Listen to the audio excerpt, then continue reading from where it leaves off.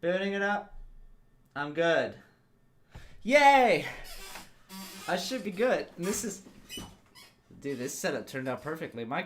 For my camera, I'm like right in the middle, which is unfortunate because I don't want to be here at all. I don't want to be here at all. Anyway. Yeah, you can like a little... You can do a cute little drag and drop. It's like, woo! Wait, no, I'm not moving. Ah, I got big for a second. Yeah, we're missing some family members, unfortunately. So it's just a really shitty Minecraft tree right now. Yeah, it won't let me either. I'm just gonna ignore it. I like this setup. Kinda got my hopes up. Alright, hello everybody. Welcome to Don't Trust Me. This is my first time trying a fully digital version since there is a resurgence of mass sickness circling the area. This is, of course, the most responsible way to go. Can everybody hear me okay? Do I sound like I'm coming through all right? Okay. Thank God, because that would have been.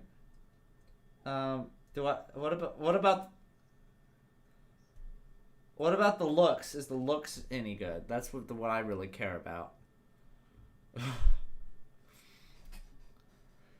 CJ made it as harsh as humanly possible. She didn't have to say it. She could have just played along. Dante, pointing out the obvious only hurts me. Yeah, sorry. You are the imposter among us. You've been voted off the ship. Yeah. Pardon me. You're going to jail now.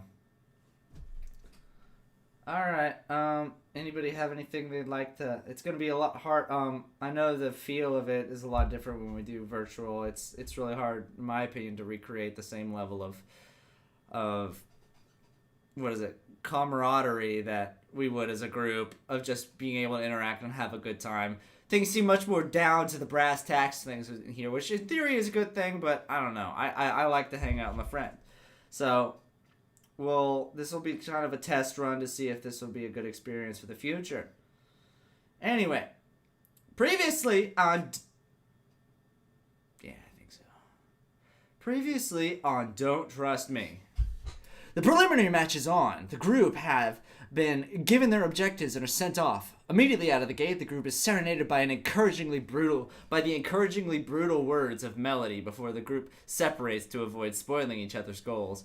Hostile takes fort at a wall and vehemently denies Fuzzy's attempts of fighting Bombshell. After a few, he gives up and runs to fight him on his own. Maud joins him, and Hostile follows him secretly shortly afterwards. They meet and battle Bombshell for a few before Fuzzy turns on the group and joins the Juggernaut. After a few rounds, Fuzzy lands a successful hit on Hostile and blows Bombshell's brains out. Despite his triple cross, Hostile proceeds to thoroughly beat the shit out of the poor dirty gnome, leaving him to his own devices. Meanwhile, Melody and Indy attempt to climb a tree. After dodging some mortars from a neighboring tree, Melody falls to the ground and asks Indy to toss her guitar to her, sending it falling to the ground and shattering. At this point, both Hostile and Melody have achieved their secret goals. Ember tracks down some old friends deep in the arena, and while appearing harmless at first, quickly goes rogue on her old pal Davy, who is burnt to a crisp without putting up any fight. This helps complete her goal, so she reconvenes with the group, and a bunch of vagrants, and at that point a bunch of vagrants jump the group. The vagrants are recognized to be guards in disguise with the intent of taking out the group early. The group takes out the attackers with the assist of Citadel and his buddies. With the help of a new tool that Maud received from Pisces, he manages to saw off enough limbs from the corpses to meet his goal. Text disappeared from my phone, so let me go ahead and crank my head this way and look from there. If you whatever helps you sleep at night. During this skirmish, Indy manages to impale herself at the base of her hit points to meet her bizarrely masochistic goal as well. After the bout, they seek out their friends Fisty and Colonel, who are caught in a deadlock, with Colonel doing the strangling this time around. His mark lights green, and they release, with Fisty turning out alive and better than ever. After finishing the match, her mark lights up too, indicating everybody succeeding in their goals. They leave the match with many members leaving to search for their own goals. Well, the most apparent being hostile, seeking border, and questioning him on the guard's persecution of the group. He then releases the mark on Hostel's hand, setting a multitude of guards beating down on him and subduing him. He's then dragged away to meet his fate in another location in the facility. So that's, yeah, where we're at. If that makes any sense. Yeah. You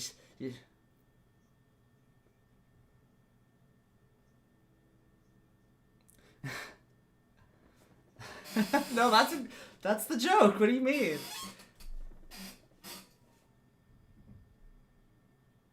What?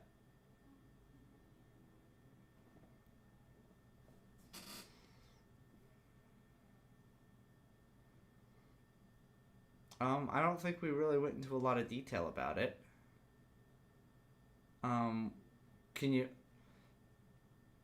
explain it to me one more time here? Because I'm sure it'll be fine.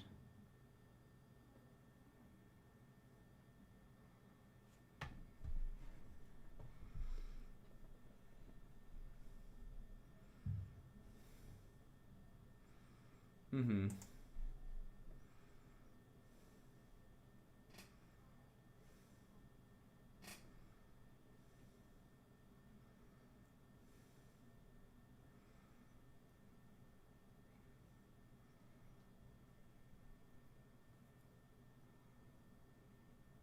Okay. If it's like a new Bard thing that's going on, then I don't mind.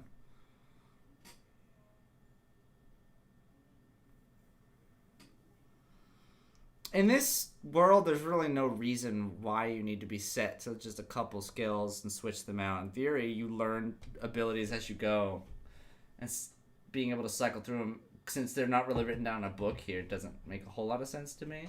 And so I don't mind if you want to switch them out overnight.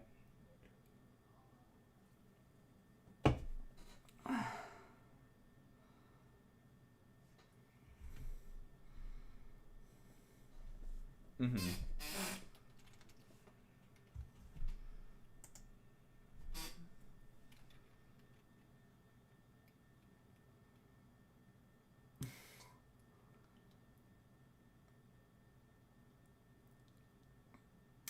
As of right now, yeah, we technically wrote him out, and so we're not gonna entirely worry about him, but it's up to you guys.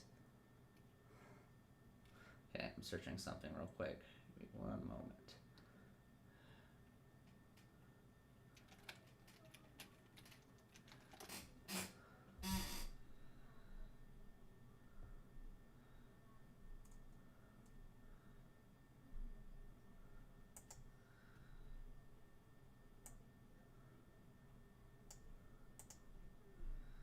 Mm-hmm.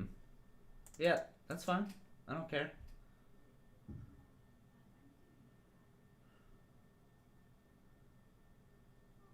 Before your next bout of rounds go around, yeah, you'll be given a long rest.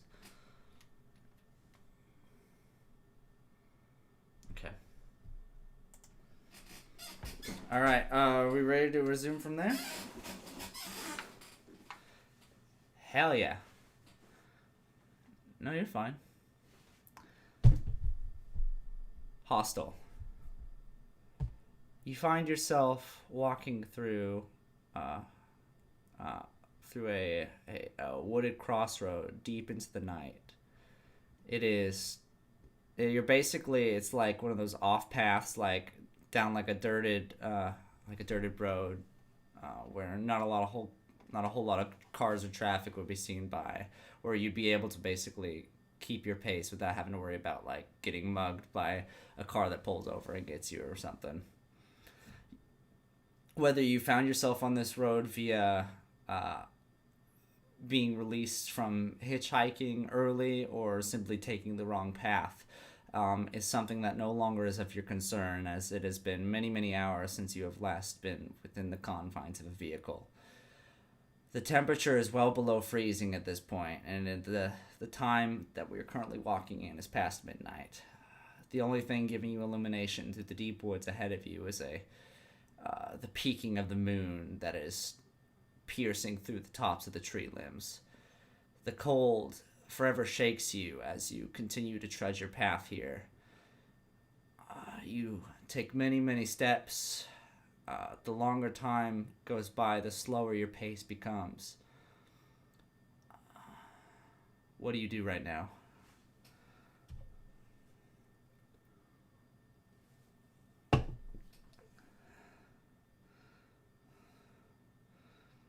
As, as you reach, mm-hmm. As you reach into your coat, your ragged coat that's stuck with you through many a household venture here. You pull out your last remaining cigarette and light it up.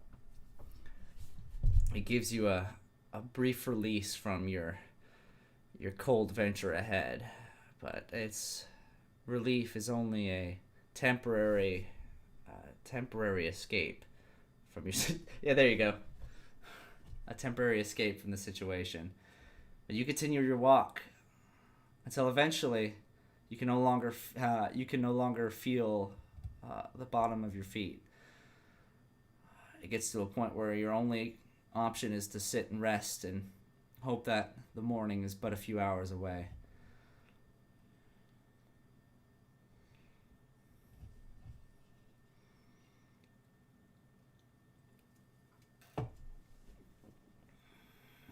Mm-hmm.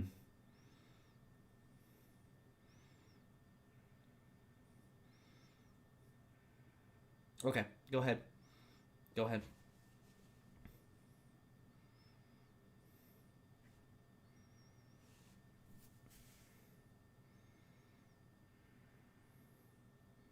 13? Okay, with the majority of the trees here basically just being the skeletal remains that winter normally leaves greenery during this time, there are very, very few loose branches to be able to grab on that are at your length, but you would be able to, in theory, shimmy up a tree. It would take some checks, though. There is one nearby that would be good enough for you to sit in up at the top, but it would take some climbing, and with the numbness in your fingers, it might not be it might not be an easy feat.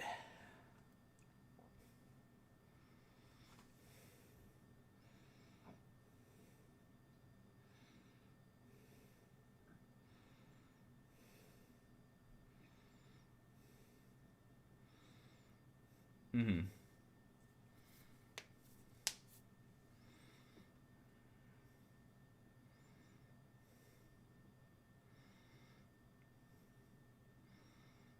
As you cover yourself up, you feel the the harshness of Mother Nature take hold as the snow increases its pace into a violent downpour of ice and hard frozen rain. It keeps up for as long as your consciousness holds, but the temperature itself is no longer a factor as your body almost completely numbs over. The only thing you're able to sense as things get almost too dark for you to call yourself fully conscious is the muffled voice of a traveler coming up from your side, as well as the crackling footsteps crushing through the freezing snow that's already on the ground and twigs and shrubbery that would be nearby. Approaches you footstep after footstep.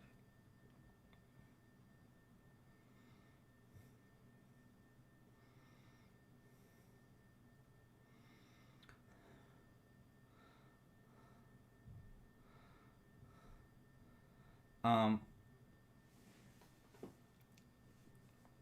you feel, as faint as it is, a shaking on your shoulder. Not as if someone's trying to take anything from you, but someone's trying to make sure you're okay. You see uh, an individual that is heavily bundled up and as to keep themselves safe from the journey ahead. And as you turn yourself to the left, you see them along with in the back, like a carriage with a couple horses attached to it, filled with all sorts of different supplies, whether it be groceries or whatnot. You're unable to tell at this time. But, you okay down there? I don't think you know just what kind of a fixation you're in right now, buddy. Okay. See, I started by kicking your feet. I've been doing that for about a minute until I decided to shake your shoulder. Can you even move right now? Listen, at this point, your reason is beyond my means of action. You're coming with me. Mind your business. As he says that, which almost doesn't seem to make a whole lot of sense. You feel this figure basically scoop you up like two arms, like kind of putting someone in a Nelson from underneath the armpits. Very unmotherly like. But as the feeling in your legs are just at their absolute minimum, it's very hard to put much of a fight back. But you're willing to roll anything if you want.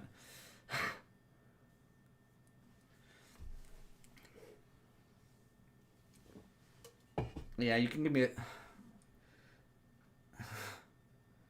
You can give me a strength check real quick.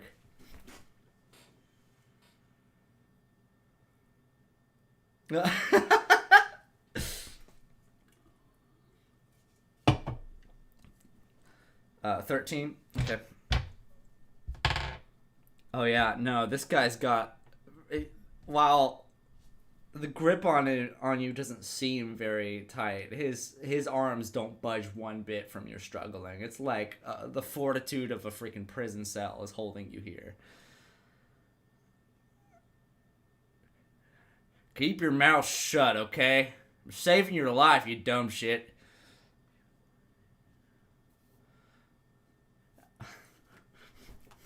Okay, give me one more strength check as you do this.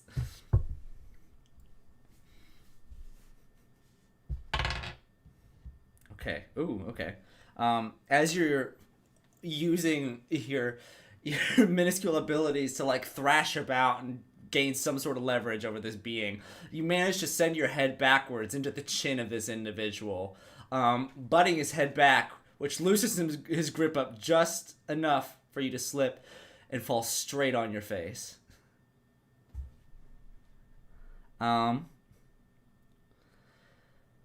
Really quickly, as you land on your face of the freezing snow that's below you here, roll a con save for me. What are y'all gibbering about?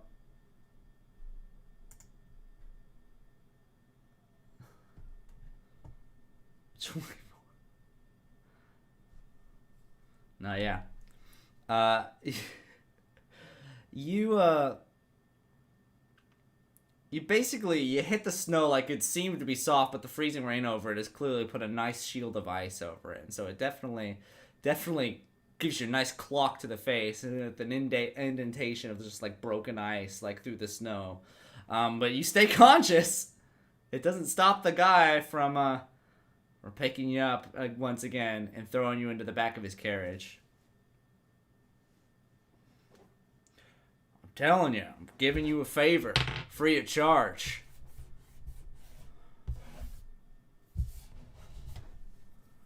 Okay, fine.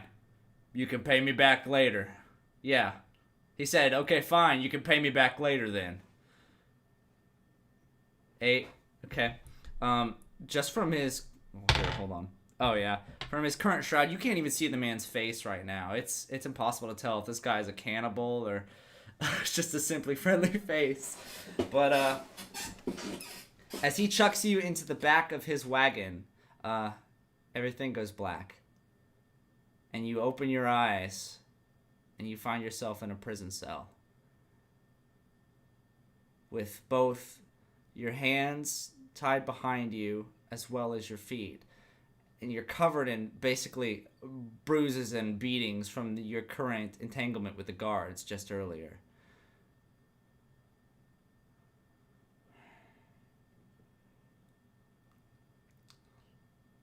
As of right now, you don't have any immediate even ability to move your hands, like because they're just tied behind you. You'd have to do some interesting finagling. But you've just been thrown in, and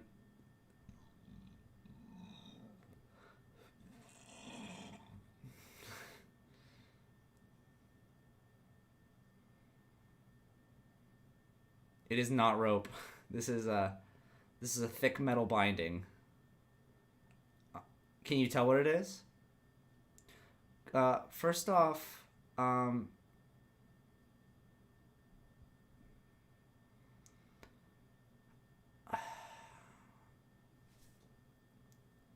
give me an Arcana check real quick.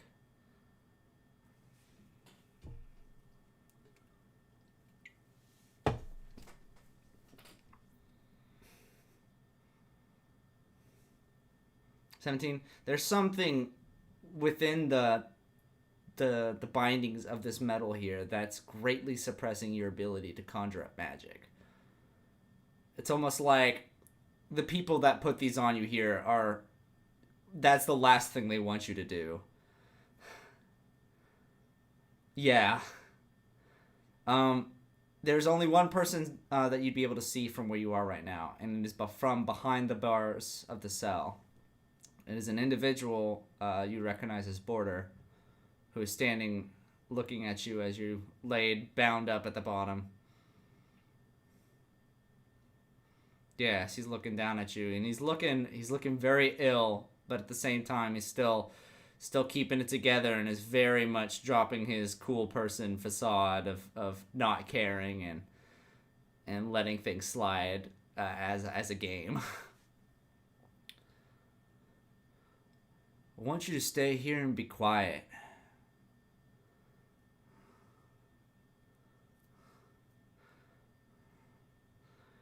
Oh yeah, then what are you guys doing in here, mucking things up? We had a cool little business going on, man. You could have just left me alone.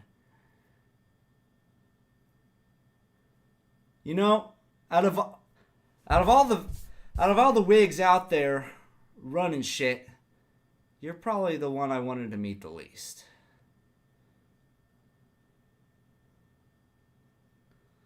By the way, I think I have... You didn't carry much on you aside from these. He throws down two things in front of you. Or he throws down basically two items that he had on you. And he like kind of tosses them down through the bars at your face. One of them is an identification card that kind of bounces off your cheek. And the other one is a wadded up note that smells of feces and rotten flesh.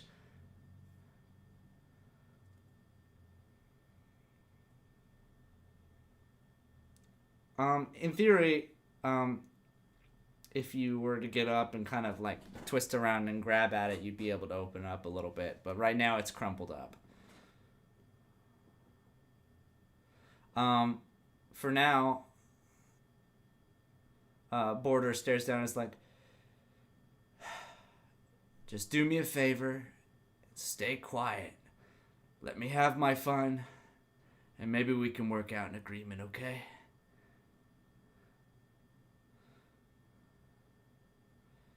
Border kind of groggily walks away. The room... Okay. Yeah. You'd be able to finagle yourself up onto your ass, twist yourself around, and be able to grab the note. And it's a familiar note. It's a note that you were recently given, but there's never been like a proper time to fully give it the attention it's deserved. You give it a little bit of fiddling, make sure like it's nice and flush behind your back, and place it on the ground as you turn around. The group has just left their encounters, with Hostile taking off towards the location where he was yet to be seen from again. Is there anything anybody's doing in specific right now?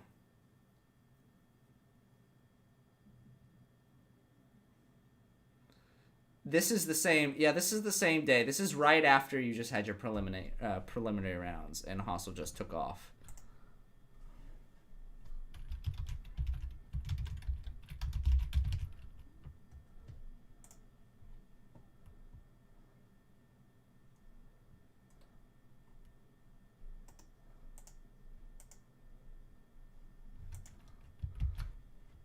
Okay.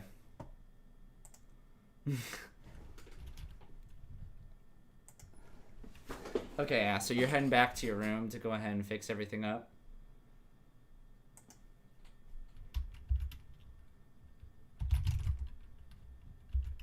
Mm-hmm.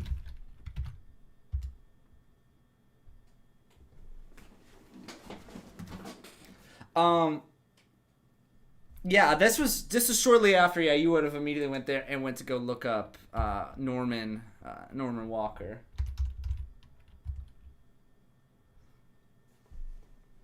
Okay, and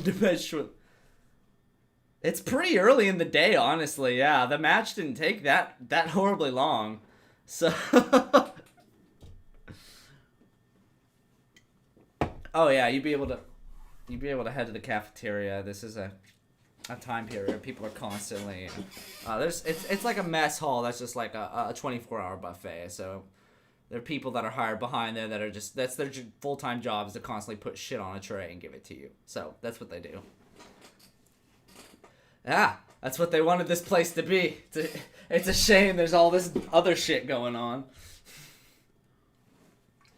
Okay. Miss Ember, you went to the medical bay shortly after your leave from here. Heading there, you would sure enough find a Mr. Davy there. That is, his clothes not recovering from the burning nearly as much as his body is now, as it's fully regenerating for the effects of the mark.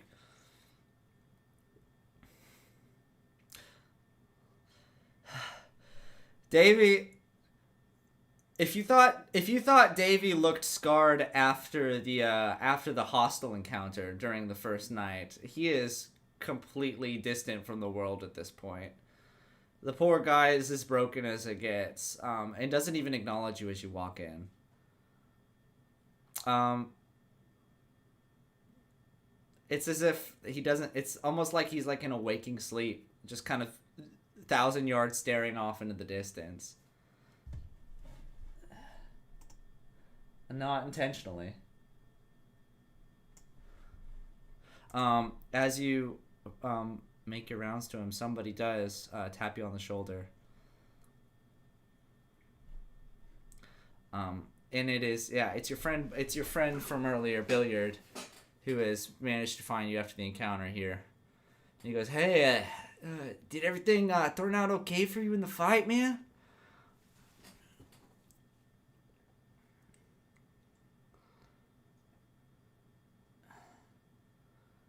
Uh, so wait, was something violent or something? Oh, dude, you got luck. That's an unlucky break for you, man. All I had to do was get like 5 different people to incorrectly guess my goal. It was it was really nice, man. I just walked around and said somebody shit on me. It was great. I got it in no time. People were like, "Oh, you want me to shit on you?" And then they got the goal wrong. My honestly, Kyle. No, but honestly, I spent most of the time looking for whoever the fuck it is that's going around ganking people around here. You didn't learn anything from that fight, did you? I still haven't even gotten a look at the son of a bitch.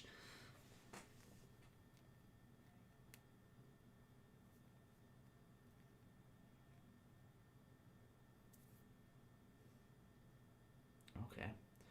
Well, I guess there's no other option but to wait for tomorrow, man. Stay safe out there. Billiard makes his leave, kind of, and it's a really sad moment where he turns to go like gesture towards someone standing next to him, and then quickly realizes there's no one there, um, and kind of brings his hand in and walks off. Walks off. He walks off by himself.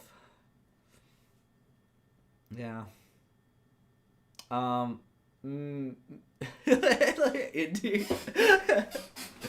No, but it would be Colonel and Fisty.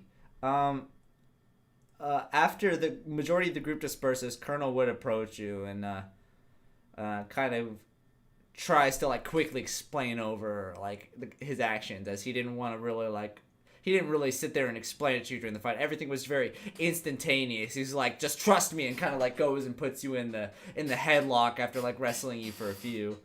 But here he is, just kind of like throwing out every excuse in the book. It's like, look, sorry, I don't normally make any contact. I'm not much of a fighter and all, and I know that I'm supposed to be protecting you. Glory's put me in charge to do this, and this is more than I've bargained for. And I hope I haven't ruined your trust anyway. I'm sorry.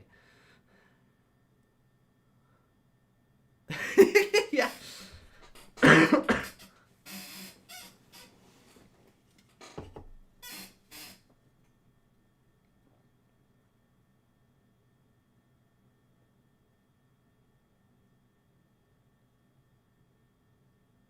You're fine. Yes.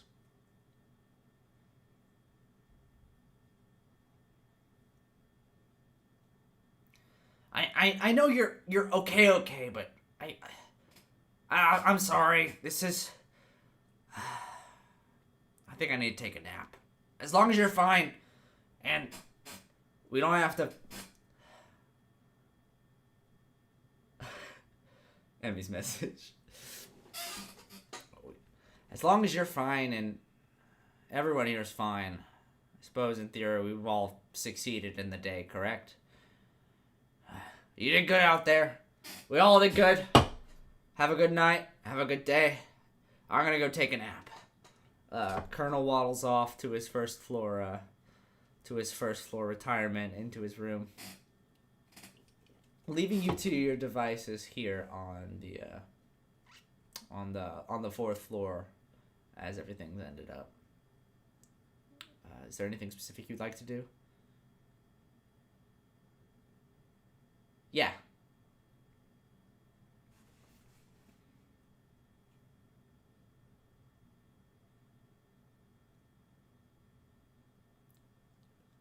Yeah, you. Oh yeah, you'd be able to work out. There's a gym on the first floor. Oh yeah, hitting up that gym. They've really gone all out for like the extracurricular stuff that's around this place, because it's kind of like, when you have a shitty job and so the bosses give you like really good benefits to like make you want to put up with that shitty job. That's kind of what this whole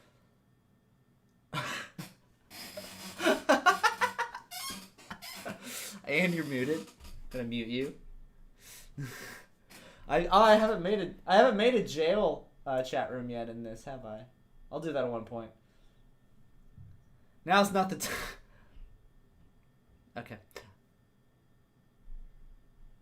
Was your stuff frozen it? No, it was good. I loved it.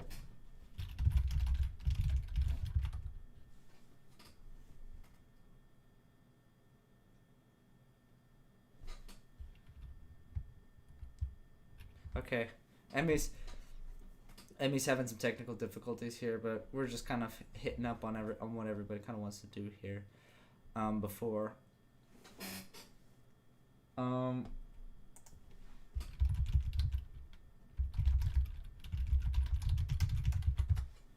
was gonna hit up you, Mr. Mod.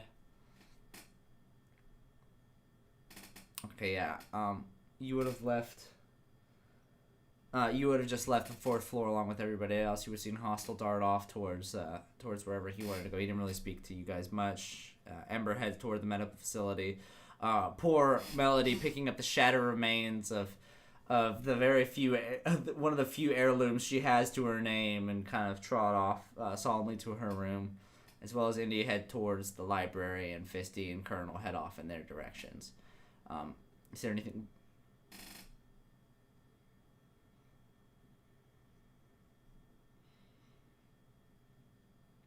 Okay. Excuse me. Emmy will be right back doing a restart. Hello, can you hear us? Hello, hello. Hello, hello.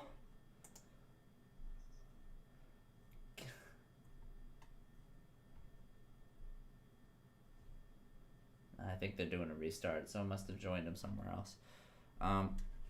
Ah, the damn it. The next point was kind of important. Um, yeah, that's fine. Melody, back in your room. You have the tattered remains of your guitar.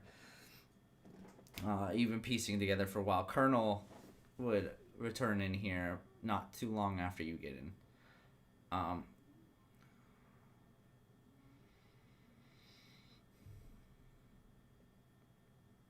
yeah, still static.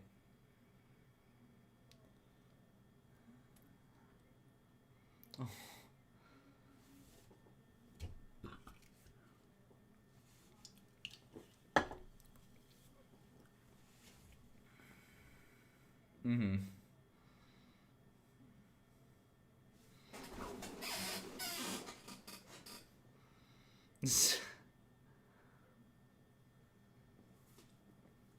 Oh. I'm a doctor, not a repair woman. Oh yeah, dude, I'll be strumming away, and all of a sudden, it's basically like the crack of a whip, like like like the devil's dick ready to get you in the shower. Just wham! Ah!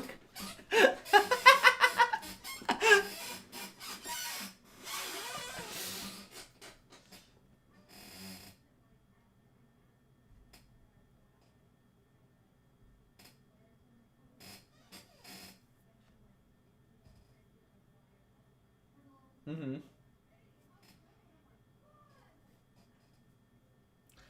Okay. You will take a hit point of damage from that. Oh yeah, it leaves a nice strike of blood just streaming down from your eyelid as it just slaps you right in the eyebrow.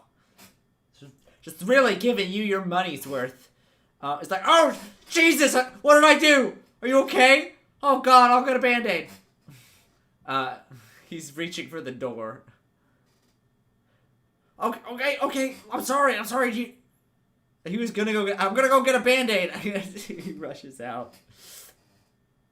So I guess the colonel's gone once again, but that's fair.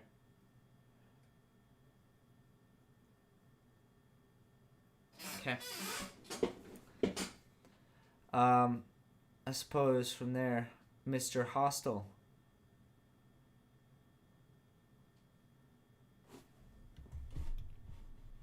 Hold on.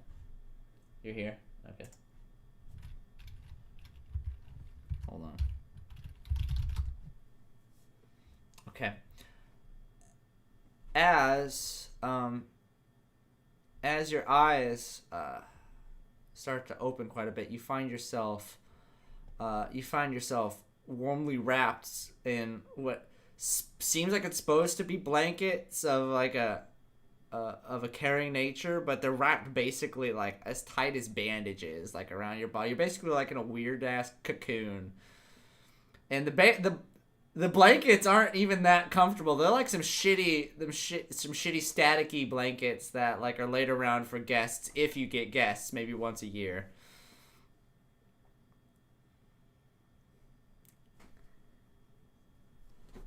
Okay. As you flail, you kind of give me a strength check to get out of this.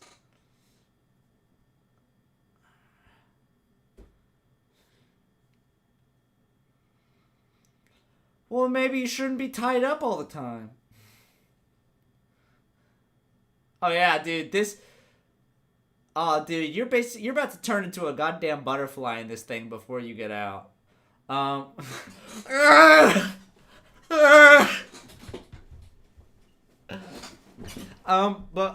You are able to observe your environment as well. You are sitting in front of a cozy fireplace in this kind of rundown winter's cabin that is nothing like you've ever. It's not a place you'd recognize. You've never been in this building before, but you sure enough wake up here, toasting by this fire, and you do have all the feelings in your fingertips and your feet again. And so you have been gaining some of your strength back. You do hear a voice. Yeah, go ahead, do a perception check real quick. 19. Oh yeah. Whipping your head around, there's very little adornment here in this winter's cabin. It's whoever's here just kind of it's kind of like a permanent hunkering down.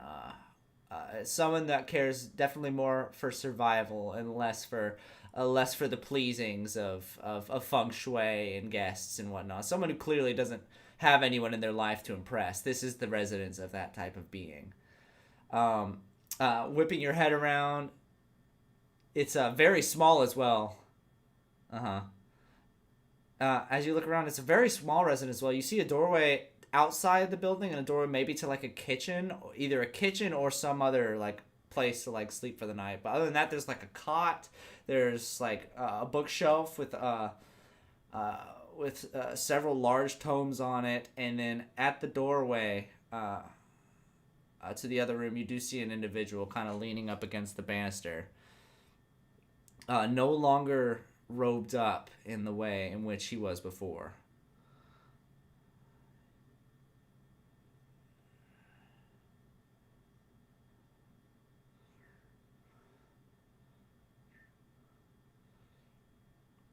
Oh, don't worry. Dinner's in a couple hours. As he, as he kind of saunters over to you, is like, oh shit, can you even move?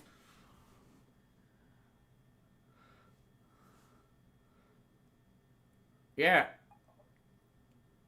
no, I want to see if you can get out of this. I do my best not in work when I'm back from a long night's out. Give me a shake, won't you?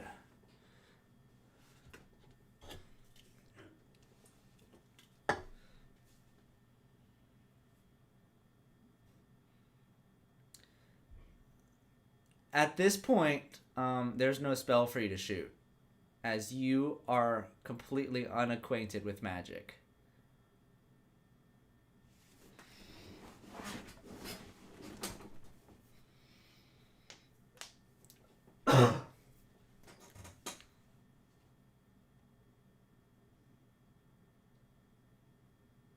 Yeah, to see if you can get at least some of your fingers like loose through the fabrics and whatnot. Go ahead. 10? I mean, it's not you're not in an actual bind here. This is just some dude that tried to wrap you up. And so you would be able to like it takes a couple seconds, but you're able to pierce through this weird loose afghan that you can wrap through. And so your fingers kind of like splaying through like larva coming out of a freaking like baby spiders coming out of a freaking sack. Um yeah. Yeah, it is going through the blanket, but it's very loose, like assortment of itchy yarn and whatnot. So yeah, you're able to wear through, and then eventually that gives you enough leverage to like wing yourself free. It's like, man, I didn't think I needed to use a stopwatch for that. Glad you're finally back from the dead.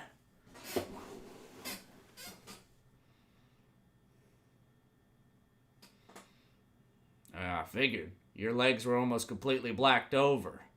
You're lucky I know a thing or two.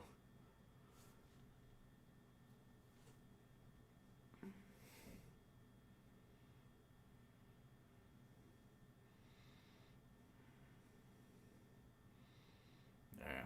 Well, you're about to meet Night for a real long time. Anyway, huh, I like the way you think.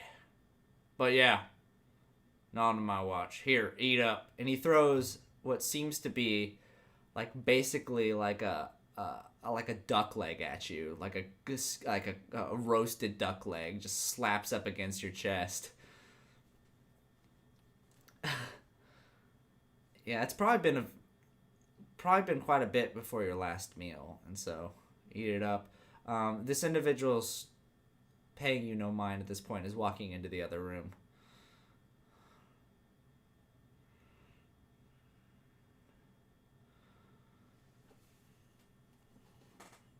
He turns around and says, "Names are something you earn, and right now I think you owe me a little more than I owe you. You tell me yours first."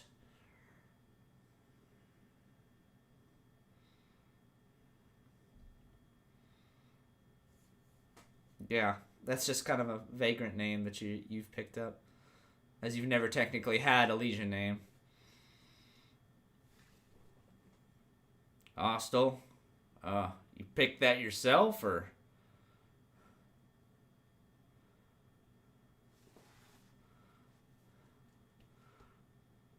Hmm. Cute. Well, Hostile. Feel free to feel free to gain your strength as long as you can, but despite your name, this is not one of those types of establishments. At least, not right now.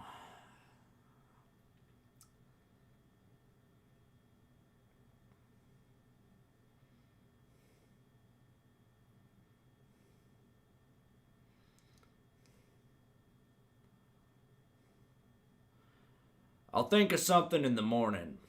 For now, well, if you can leave me to rest, I've had quite the day on the town, and I don't really care to flap my gums longer than I need to. I'm already tired just from this.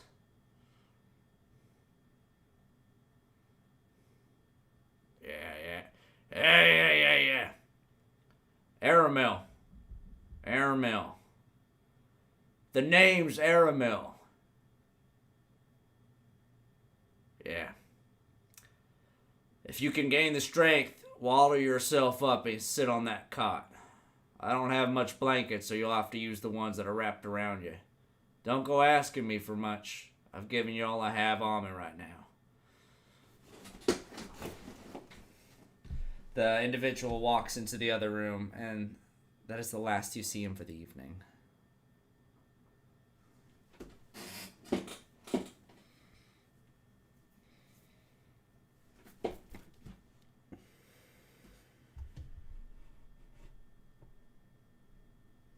Mm-hmm.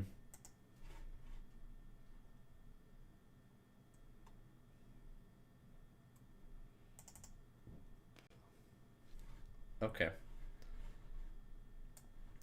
Um, as you hop up in the cot and close your eyes, you once again uh, are open with the sight of but a tattered, stinky, wet note in front of you. Okay. Is this something you want me to go ahead and do openly here, or do you want me to just send it to you? Because it's not really that private, but it's also got a picture attached to it, so it's up to you. Okay. Let me do that for you real quick. Well, in theory, he'll show it. Well, in theory, he can show it to you at some point. This is all up to his transgression. If Hostile wants to be the kind of guy that shares shit with his friends. You could tell me no one else. Okay.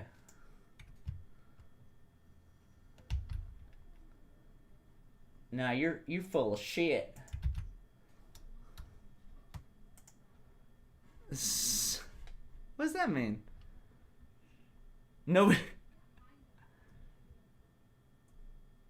Ooh, your name's Kayla? Nobody had to know that.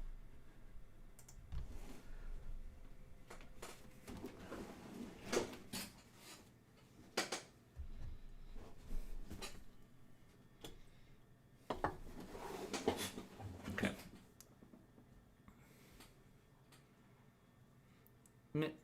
Mr. Hostile reads the note that's in front of him here. Jumping back over to Mr. Mod, was there something specific I had you doing during this portion of the night before I jump back over? Yeah, Mod.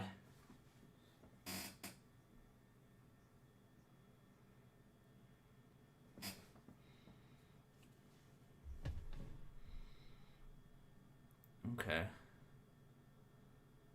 Okay, so you headed to the library with Indy, and you guys would have most likely done the majority of this research together, actually.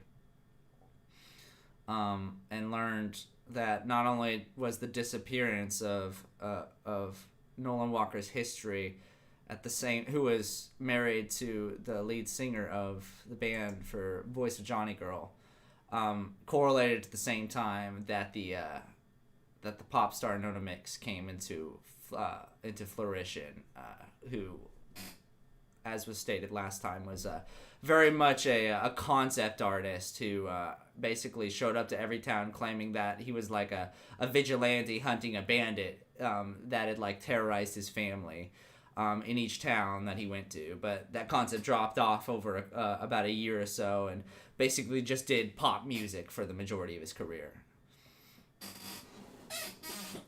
So that's what you'd have learned with Indy. That's what we touched on at the end of last session. As you guys kind of leave the area together, as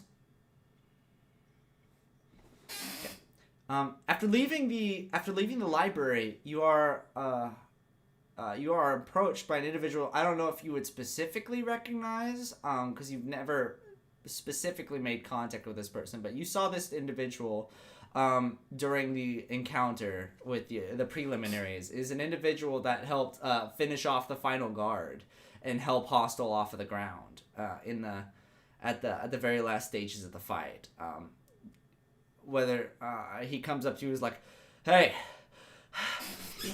you're one of the gnome's friends, right?"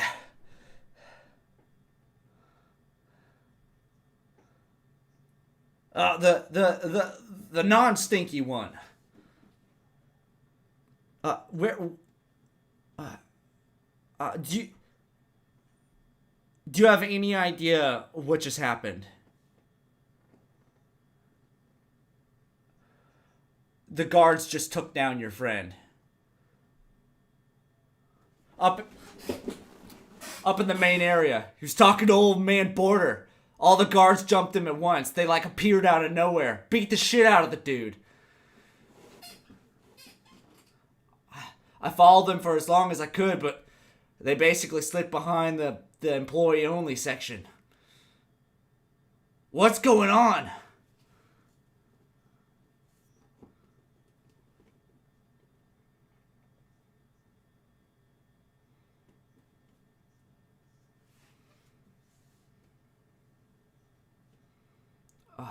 It's not so much him, though. They were calling him something. They called him by a specific name. Do you know... Do you guys know anything about the Collector? Like, the Collector. Like, one of the... Like a... It's one of... Like a top tracker out in the Legion. Is known by the Collector. They were calling him that like it was his name.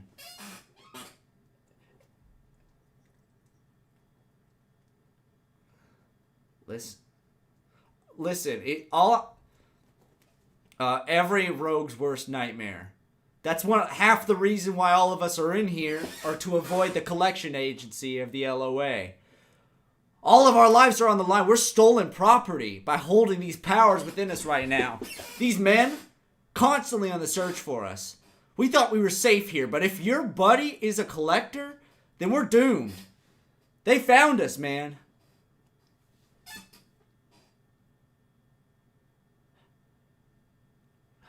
There was something... I wanted to let you guys know that, but me and my buddies here are actually coming... Well, we kind of seeked you guys out for a little bit of help. If you could get your group together, I know that you're all friends with him, and you've all been kind of against this place since the beginning. Heck, I could tell from our fight together. But if you could get your gang together, me and my buddies have something we'd like to show you guys. Yeah.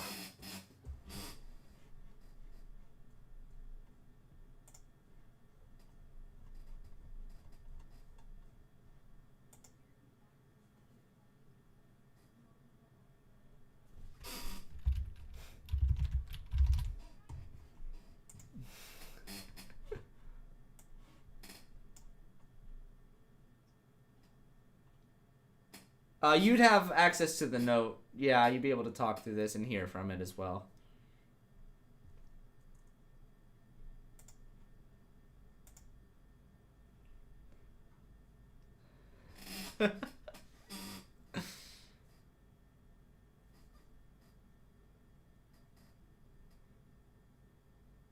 Well, we already lost CJ. I don't know when she left.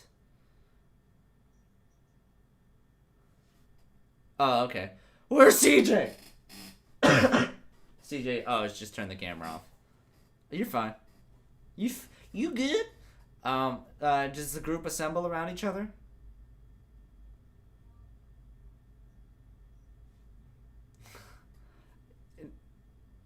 Uh, well, in theory, you don't have to. You just have to be filled in at some other point. Do what you want.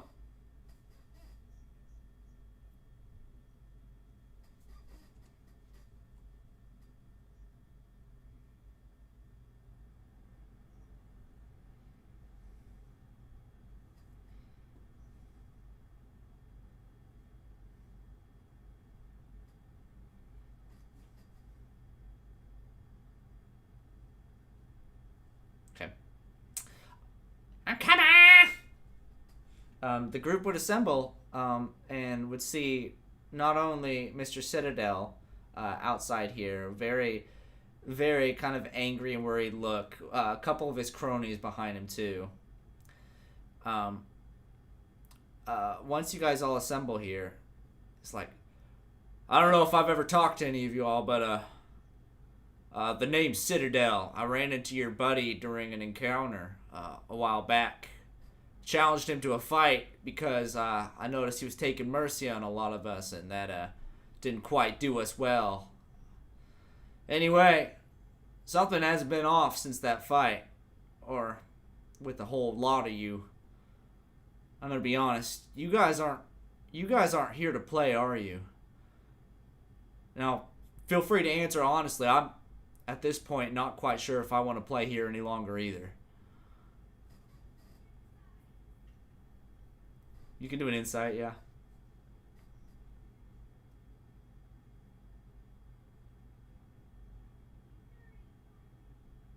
Yeah. He's telling the truth.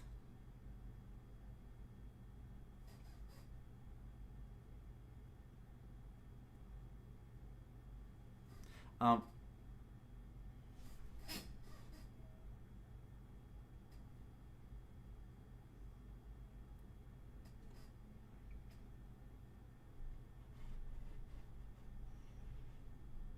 so you guys are here to shut things down, I presume?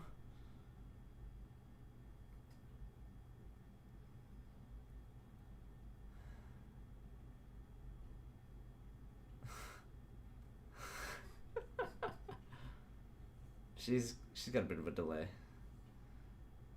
But you so that's a long delay. Shit, that's super long. Oh my god. Okay. No, I mean you're fine. It's just you're gonna kind of interrupt. Either way, I expected this as we are sharing the same Wi-Fi, but going from there, Mr. Citadel says, "No, don't. You don't need to worry about me. I was one of the first people in this joint, but after what's been going on, just earlier this morning, I think we're all in way over our heads, and I kind of want you guys to check this out too. Would you mind following me back to my buddy's room?"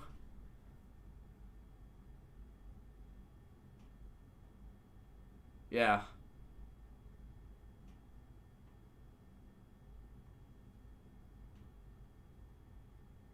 14. Um, the general expression on his face is more worry than any sort of malice uh, or any kind of deceit. He is generally wanting you to check something out. Yeah, yeah, follow me. The individual basically brings you down with his couple cronies following. His room is surprisingly close to Fistian Embers on the third floor up at the top. Anyway, they make their way there and open up one of the doors that are there. It's one of the cronies that is with him. It's his roommate that they're checking up on. And as they enter the room here,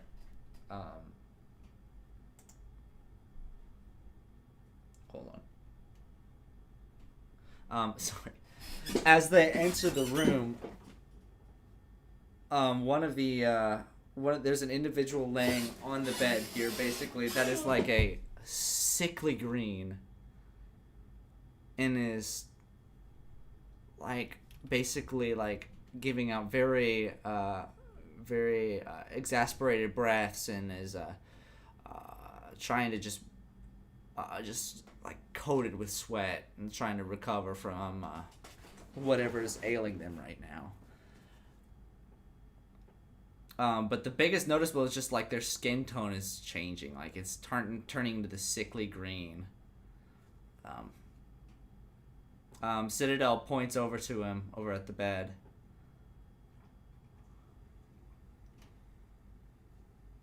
This man over here joined about a week before I did. In fact, I think he's one of the first people that joined here. He's been holding up, but he's died more times than I can count here. And he's getting sick. I don't know what kind of weird magic we've been dealing with, but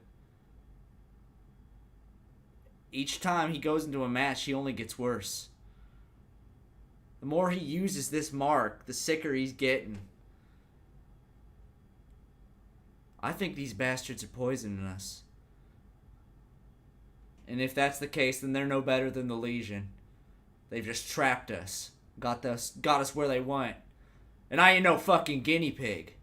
Okay? Whatever you guys are doing, me and my buddies want in. If you'll have us.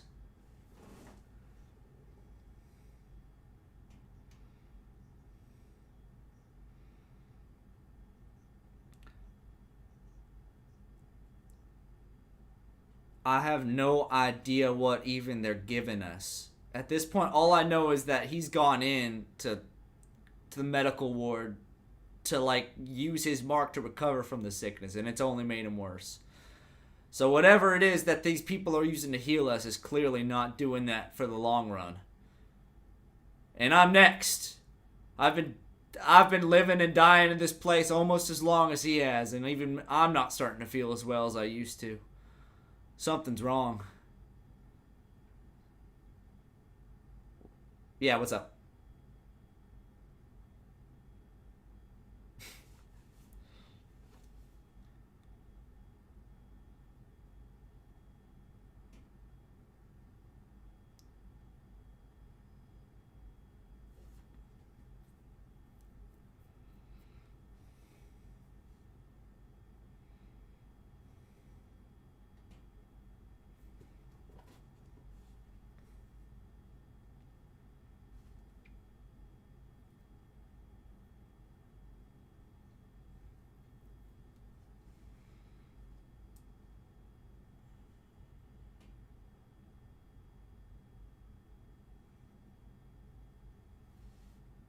Yeah, go ahead.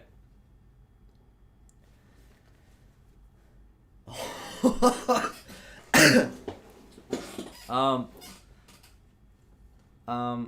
yeah, you've had a lot of free time, staying at your state. You've definitely read a couple tomes or two on health and whatnot.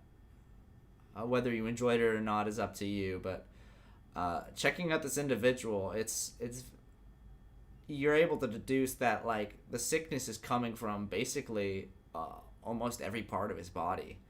It's like his cells are what's wrong, and not so much a specific part. Like basically, it's just receiving like a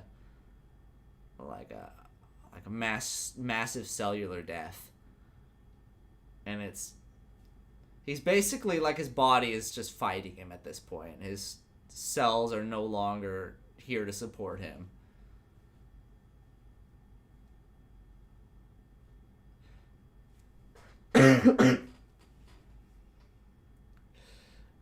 Like honestly, it's just Ebola, but for the whole body. um.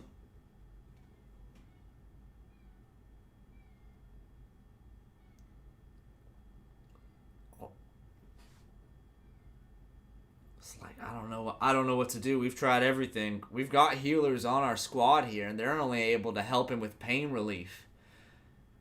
I don't know. He needs someone more serious. And if that's going to happen, we need to get the fuck out of here. And as far as I know, you guys are the only ones here that's willing to stand up and do something about that. Because everyone else here is out of their minds if they think that we're going to stay in here and play these psychos games one more minute longer. And so if you guys have any sort of plan, any idea at all on what we need to do here, just let us know. And we'll give you some arm strength, okay? I know many people around here. Like I said, I've been here for multiple months now. We can get you some numbers.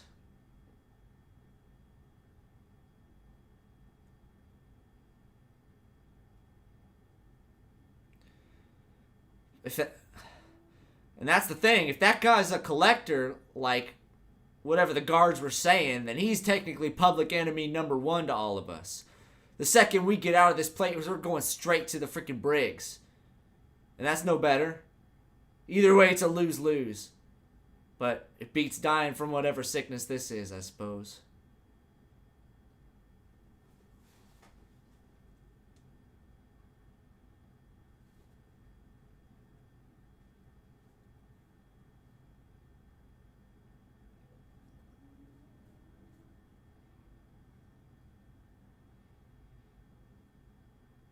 Then what's that mark on his back supposed to be? The guards tore his shirt off, said he had some sort of mark, and that basically confirmed it for them. I didn't get to see it. No, I didn't see shit. I was ways away.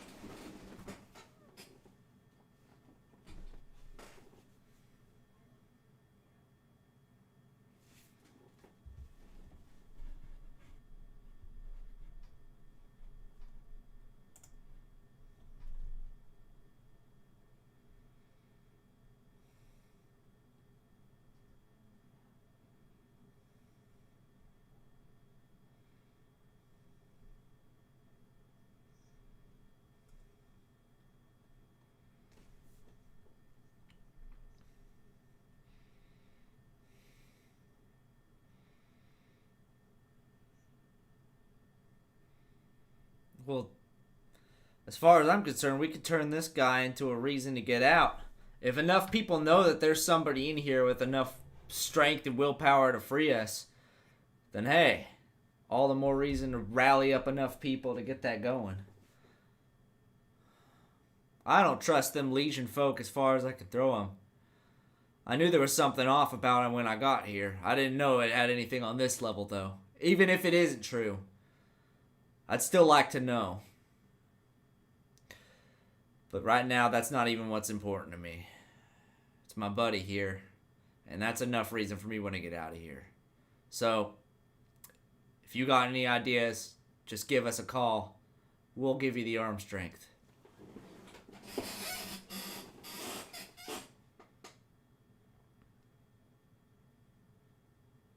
He hasn't moved all day. Literally out of ideas at this point.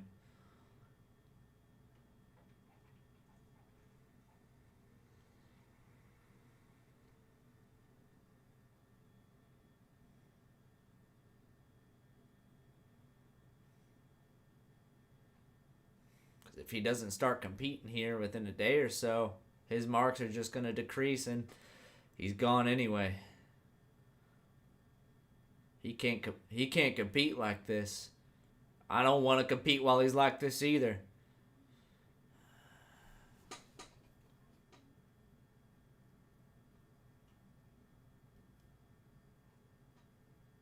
Guards don't give a fuck about nobody but themselves.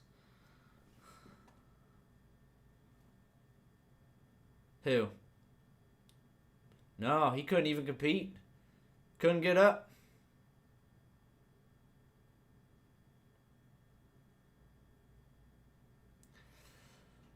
I know it's probably gonna start in the morning so that we can gain some favor, but Old Man Border didn't give me any instructions. So, Mr. Citadel's, for such a tough wayward monk as he was during all this fighting you've seen from him, is basically he's genuinely asking you for help here, and so it's just a look of both defeat and desperation as he turns to this group of legionnaires who he knows are against his kind. I'm not asking you guys for a pardon when I get out of here, but anything's better than dying from what this is. Now, name Citadel. Give me a ring on the... I hate to even use this. You know where my room is. I ain't using this mark again. Okay.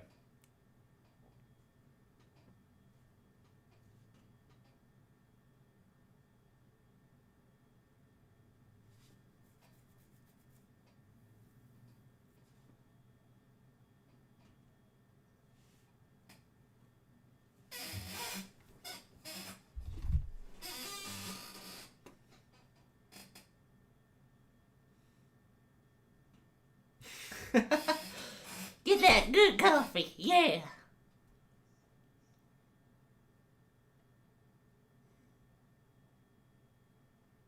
Okay. Okay. He closes the door behind him as you guys leave and retreat to your normal meeting spot. With now, Colonel wasn't here for any of this. He was shooed off shortly after leaving the room. No, you guys probably would have called him. Did you guys call him when you... Yeah, sure. Oh yeah, no, Colonel would have overheard this, and he's been very to himself about kind of like what he's been up to, but he sits silently through all this, and he follows you guys to the break room as well.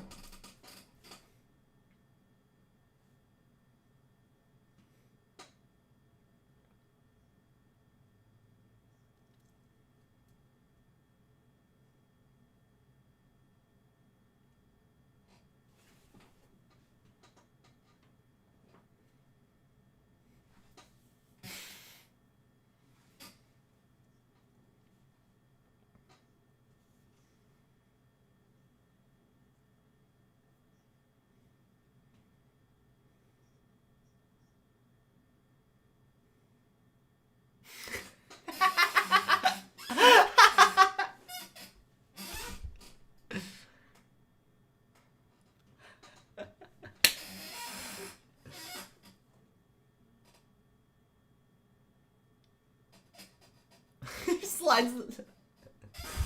slides the microphone over.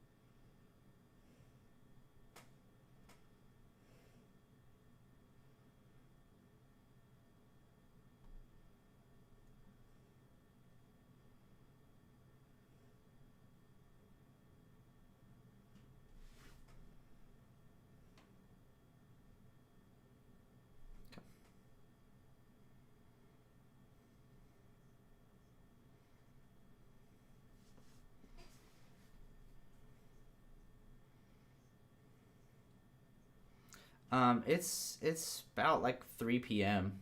It's still pretty early in the day.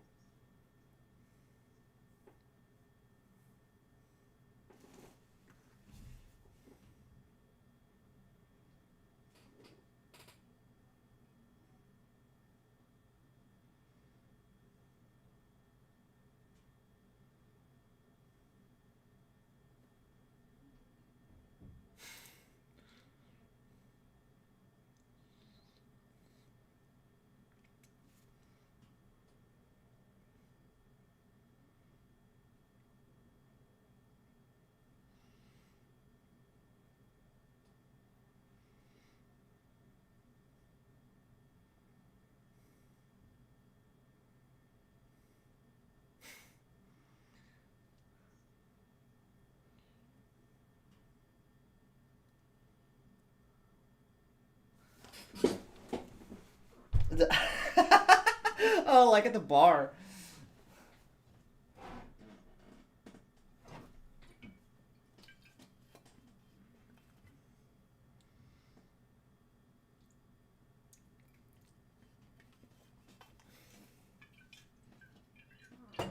Yes.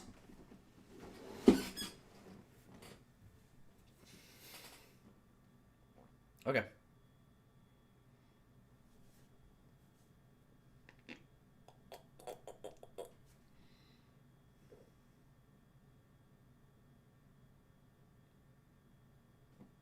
A little bit. You're just a little muffled. I don't know if something's sitting on your microphone or not. It's okay. It's just really quiet. I might. There you go. There you go.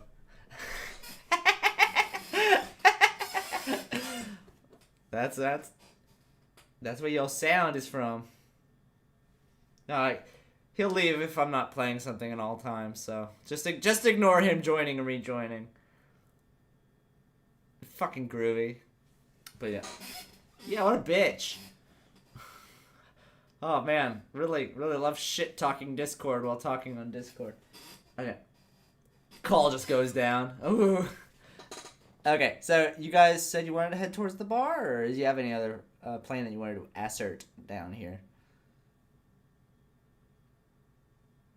Okay.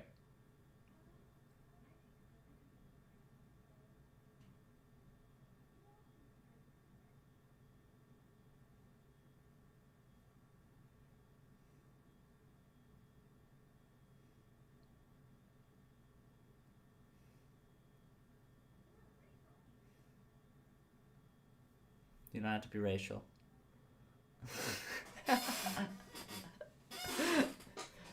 Nice cat beard, Kyle.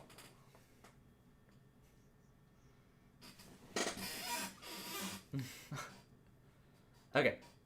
Yeah, if a group of people wanted to head towards the bar down there, they can definitely do that.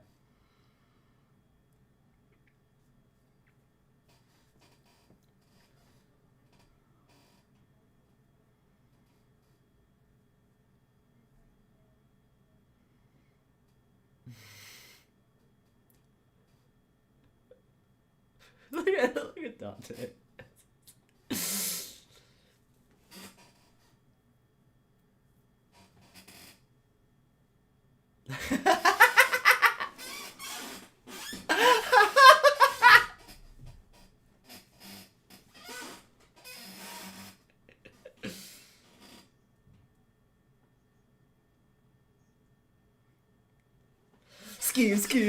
Scheme.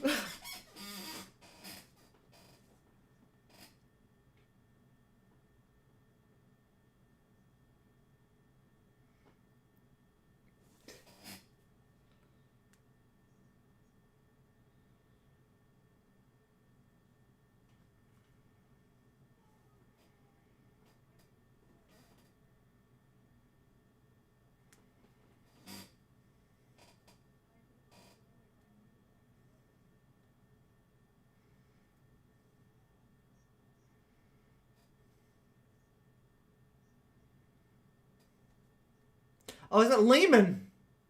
Lehman! Is that a tiny child? This is Maud Jr.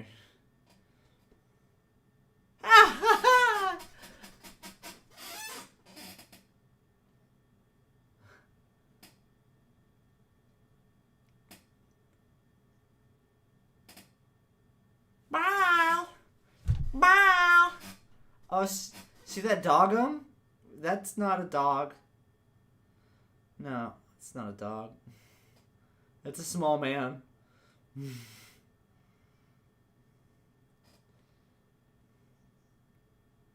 Okay.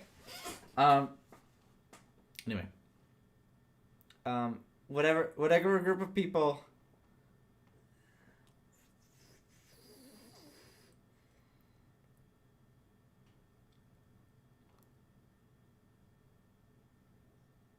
No. Well, so you said there was a group of people that was heading towards the rec room? Who's all doing that?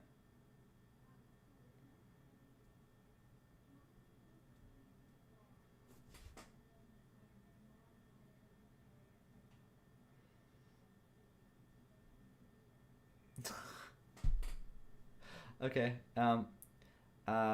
The group that's heading to the bar, would you're already on the same floor. It's just a walk and a skip over to it. I'll be able to get there. The majority of you, basically everyone still has their full 3 marks. So yeah, everyone lets you in. You're able to go in. I think so. I think everyone still has them.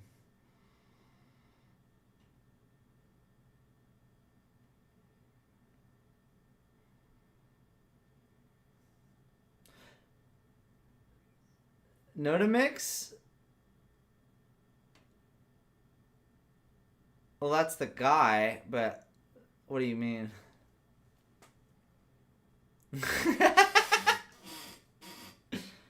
Okay, yeah.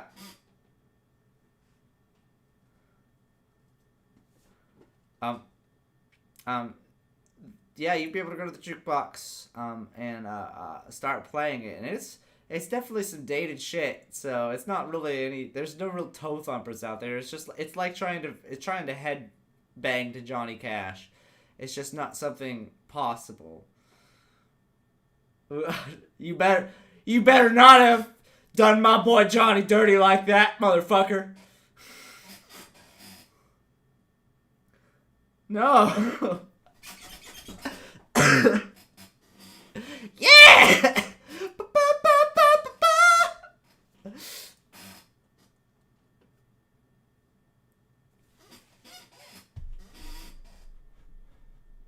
Okay, sitting at the bar, a lot of weird. Playing Ring of Fire, but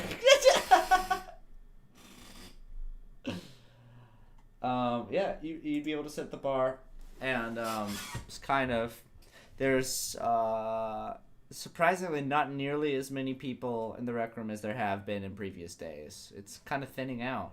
It looks like.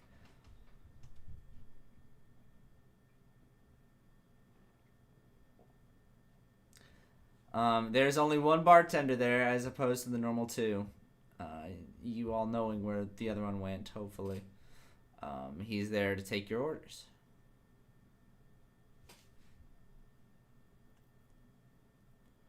Sprite repair. Sadly, we only do Pepsi products, ma'am. What a Sierra Mist do you fancy? Oh, sorry. This is copyright world. This is Bepsi. Beps. Bepsi.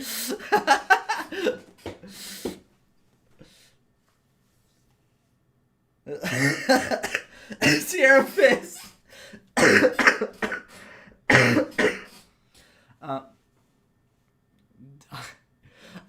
Yeah. They pour you a nice soft drink, soft to the touch, even softer on the mouth. You have the drink, and there you go. Congrats. Yeah, the group's just there watching you drink a Pepsi.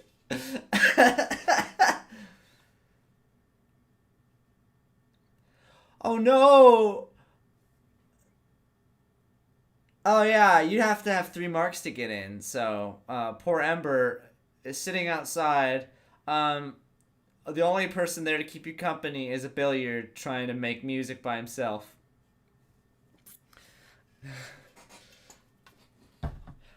Billiard. Um. Hey man. Oh, a -1. What? What? A 6. Okay, you're very lucky because Spike wasn't all that great at beatboxing himself. You'd be surprised. Yeah, it's you can't you. This is definitely not your major of choice music, and so it's kind of like spitting and hawking loogies as you go. But it doesn't look like Billiard cares.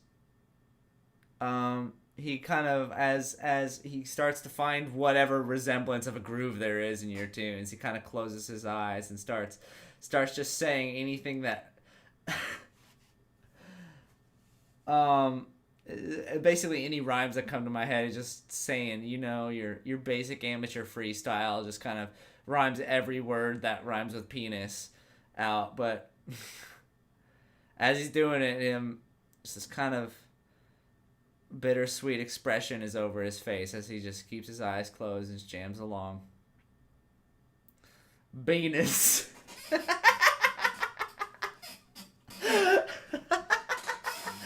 I hate you. Venus. Okay, anyway. The group that's in the bar right now would only be, I suppose, Indian Fisty. Okay.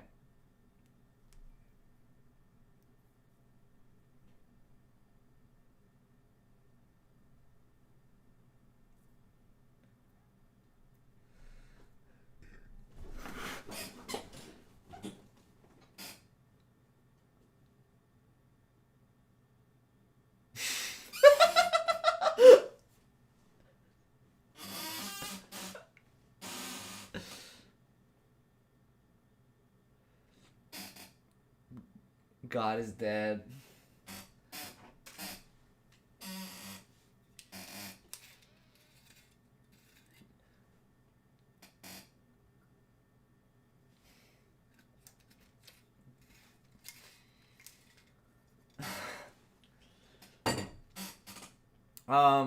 You do.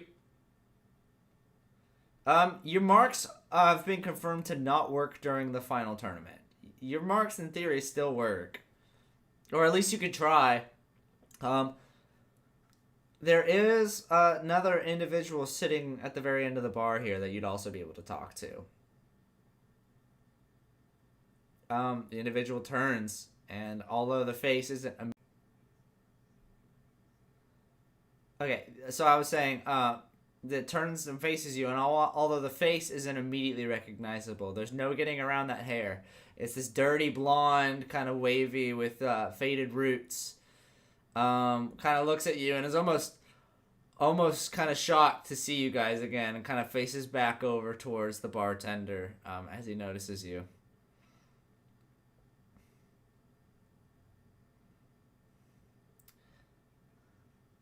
He is like, you didn't recognize his face. It's just the hair is he doesn't bother changing for some reason. Yeah, with a big white ass stripe. Yeah, that's exactly it. Okay, anyway. Yeah, so he turns away back and is like, I'm dealing with you right now. Diego kind of turns back around awkwardly, was like, yeah, I was. I didn't pass though, so there's that.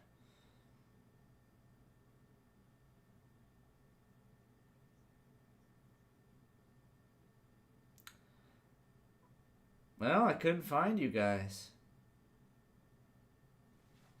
Yeah. my goal my goal is to repay somebody that I've deceived, and well, I guess I was just at the wrong place, the wrong time.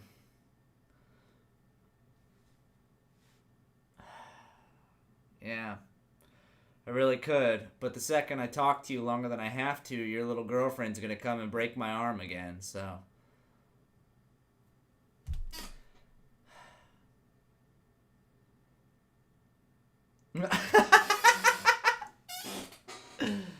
um, Diego lets out kind of a sigh as he puts his clear beverage down.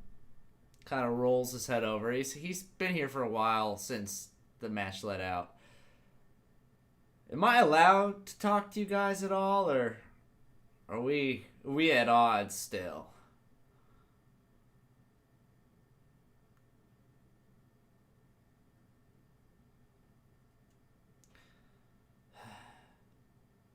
I hope you know that if this was any other situation, like this is not my ideal way of doing business. But I'd rather do this than put anyone in harm's way. I hope you don't take any of this personally. Yeah. I mean, let me roll real quick. Okay, he just barely beat your roll. But he's, at least right now, he's doesn't really appear like, he's still got like a shade of confidence around him just because that's his persona. But I mean, he's trying, at least attempting to be real with you. Like, this is just business, man. Like, I'm sure if you had the choice to survive in these games in a non-violent way, you'd do it as well. And so Diego kind of looks down and runs his hand through his greasy hair. If at any point I needed to be sorry about what I did, I suppose this is one of those times, okay? Diego has 3 because he's still in here. What? Okay. Is there anything I owe you guys? Anything?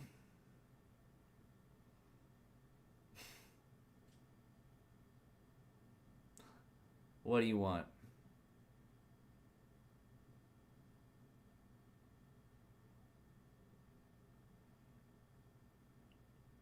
I'm gonna need a little bit more to go off of than that.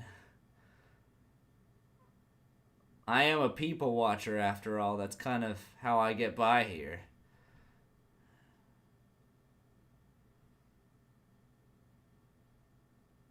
People vulnerable, people that people that I could possibly, that could benefit me. Anybody that runs around here, I've kept an eye on.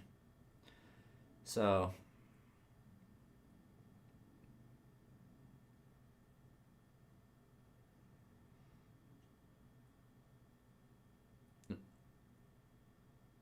should it? What do you mean? I mean, there was that name that was out there around the out the top of the arena that said Norman Walker, but didn't ring any immediate bells to me. I mean, I know, like, is it someone famous? I know some famous walkers, but yeah. I mean, aren't we listening to him right now? This is Johnny Walker, ain't it? That's the only one I know, though. I don't really deal with common folk these days.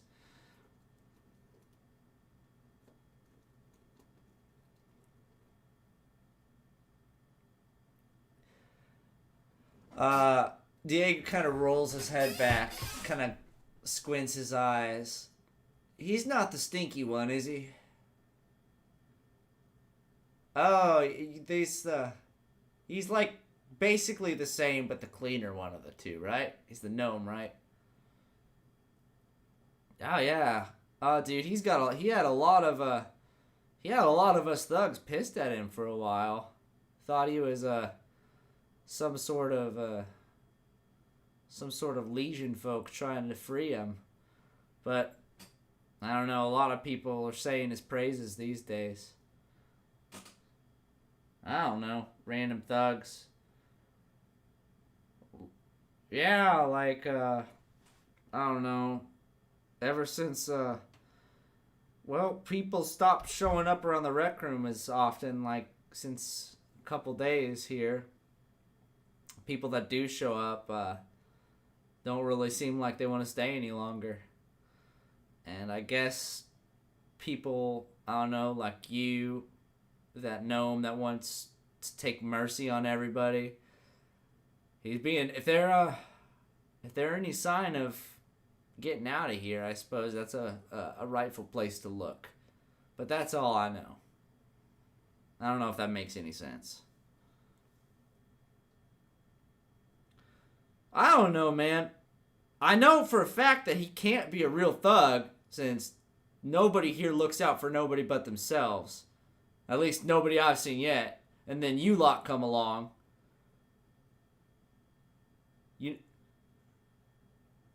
Well, you know how easy it is to steal marks when there aren't people looking out for each other? It's pretty fucking easy. And then all of a sudden there's a group of people looking out for each other. It's kind of obvious that you guys are really not here to be criminals. Sorry to burst your bubble there. Most people are here to look out for themselves. Most people are here to seek refuge. Most people are here so that they can never have to be bothered again and live their life away from persecution. I'm not speaking matter-of-factly. I am one of those reasons. I'm here because I'm running, and no one's chasing me here. The law? I'm a deserter. I'm a rogue. Like everyone else here.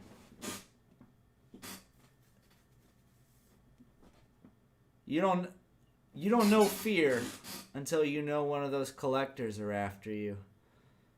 It's like every wake.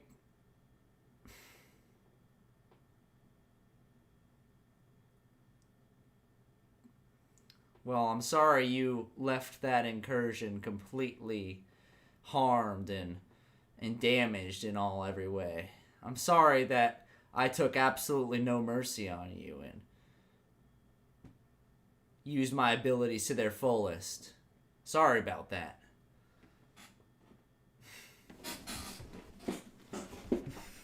It's supposed to be.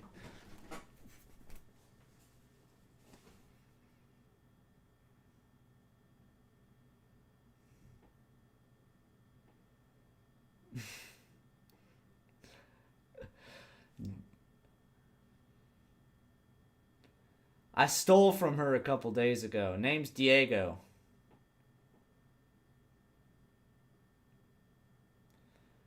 I don't suppose I have I?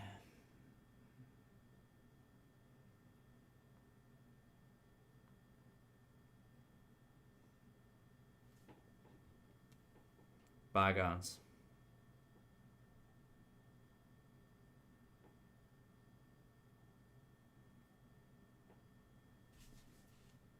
There's a whole branch under the LOA that focuses on retrieving soldiers that have gone rogue.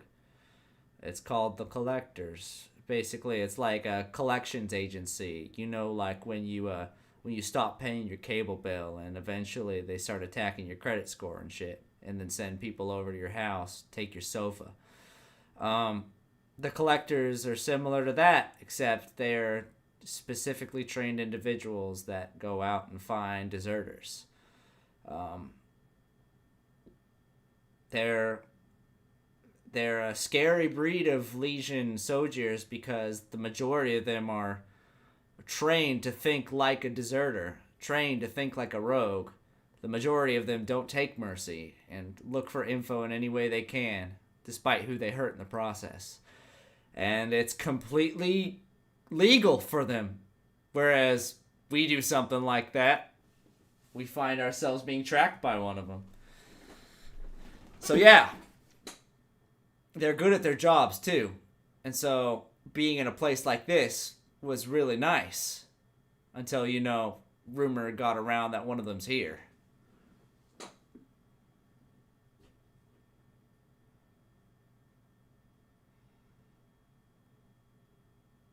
Rumor has it that,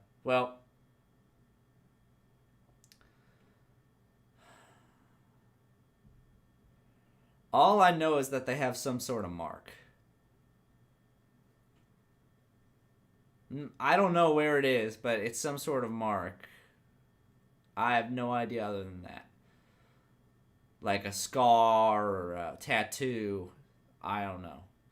I haven't seen him. I'm just listening.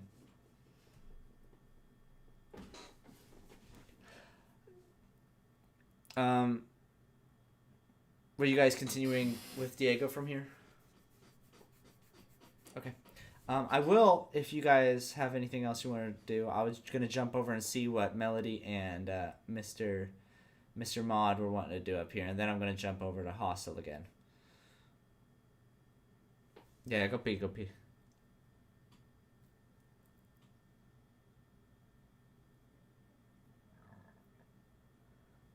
If you guys need to pee, go pee. I'm not a prison guard here. You guys are free to do whatever. No! Hold it! Good luck. Oh, I have the RTA record for peeing. You guys can't match my pee.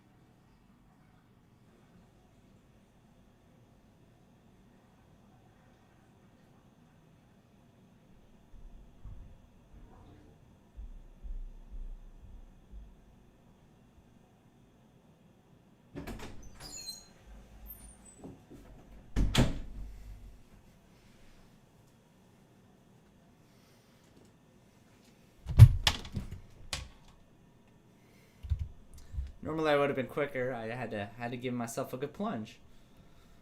That's my bad. I had to use the plunger. Plunger. Pete, he says with a posed look. They're getting a soda. I'll go grab a soda while we wait for KK.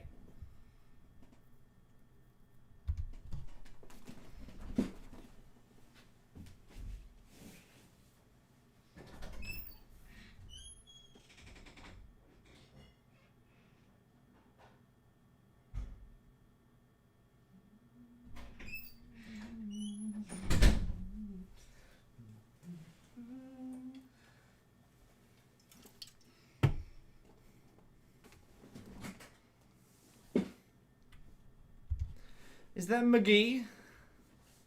Oh, McGee, you're so fine. You're so fine. You blow my mind. Hey, McGee.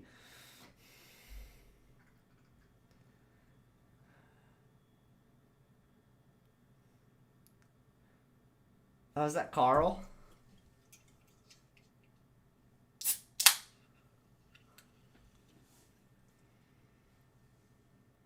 You talking to me? Oh.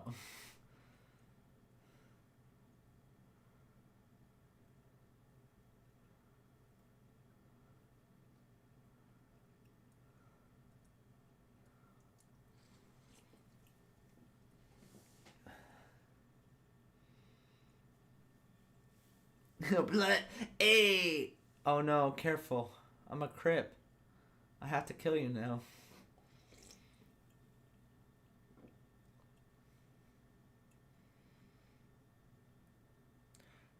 Oh. It's been so long since I've seen the Hunger Games.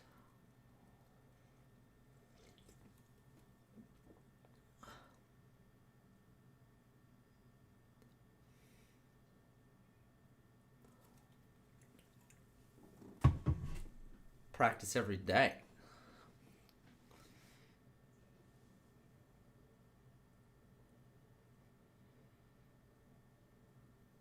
It's a good angle, they say, with the pose look.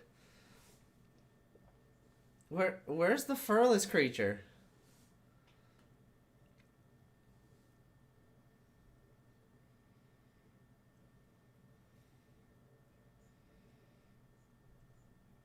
The fat baby. I don't know where my fat baby is.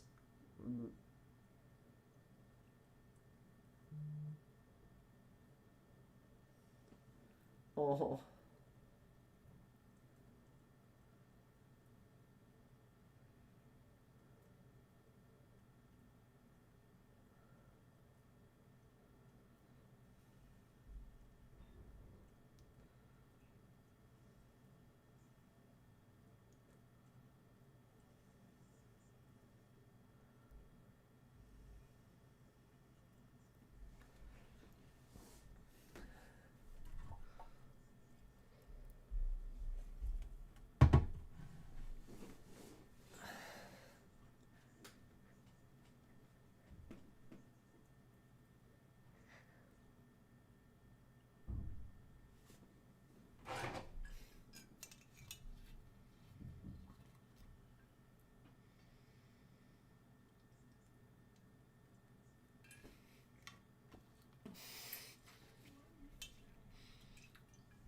Yeah, it's basically like a balding man, just like a peach fuzz. Like on a middle schooler's leg. That's what the cat's like.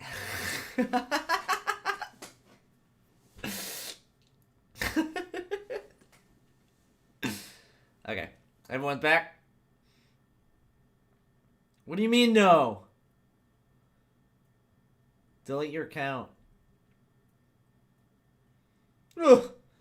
Okay. Previously on Don't Trust Me, some shit. Alright, now it's gonna be Maud and Melody had some hijinks they wanted to do. Yeah, basically, yeah,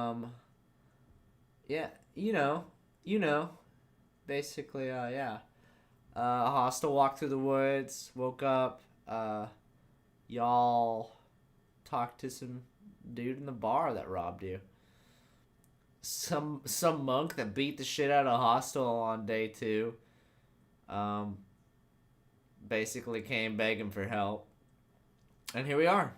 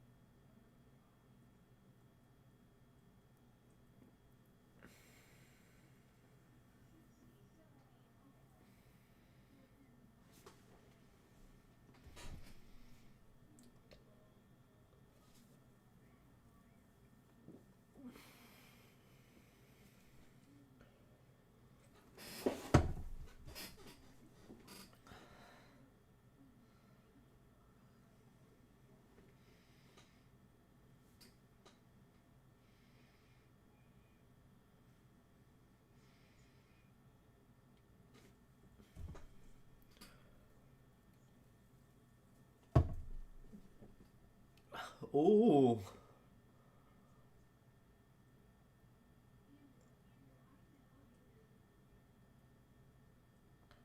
You know that he can change faces just based off of what you've seen from your encounters. So you just have to use your deductive ability to assume that.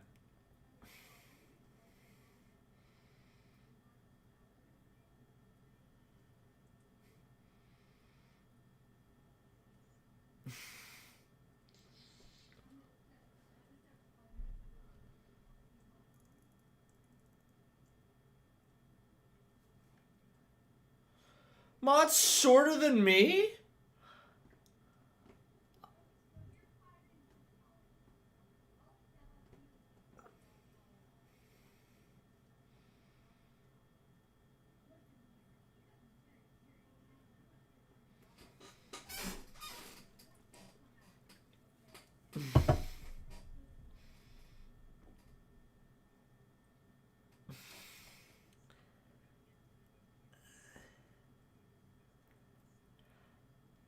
Hot hostility.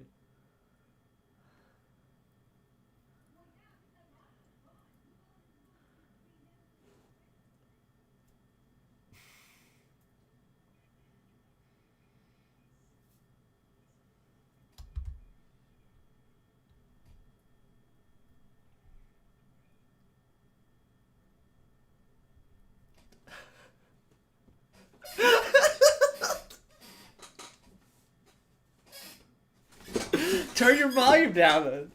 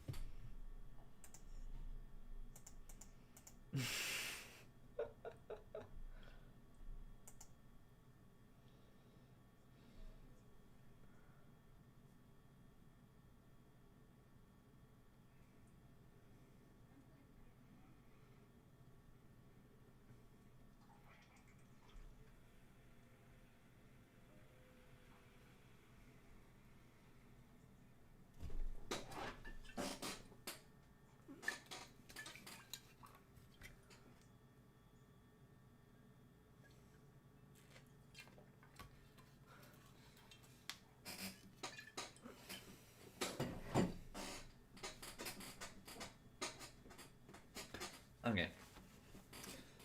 Oh, backstory, I'm excited.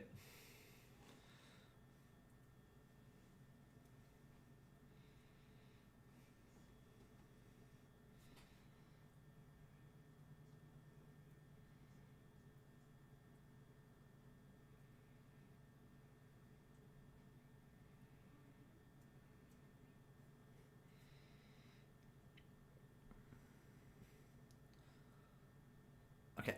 The outfits that you would have seen from these guards here are basically like this, kind of like asylum gray attire. Like it's not like the white you'd see from an asylum. It's like more like a dust gray. They're kind of longer coats, um, that are more like buttoned up trousers to match.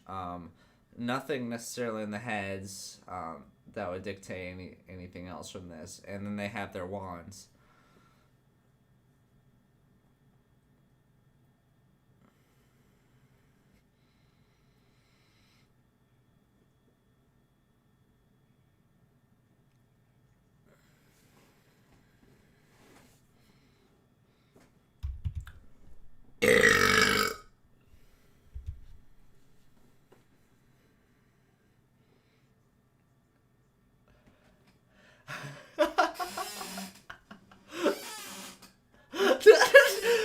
I just picture freaking Mod coming out of the room just with his, like, the top of his torso showing, and just like these baby shorts.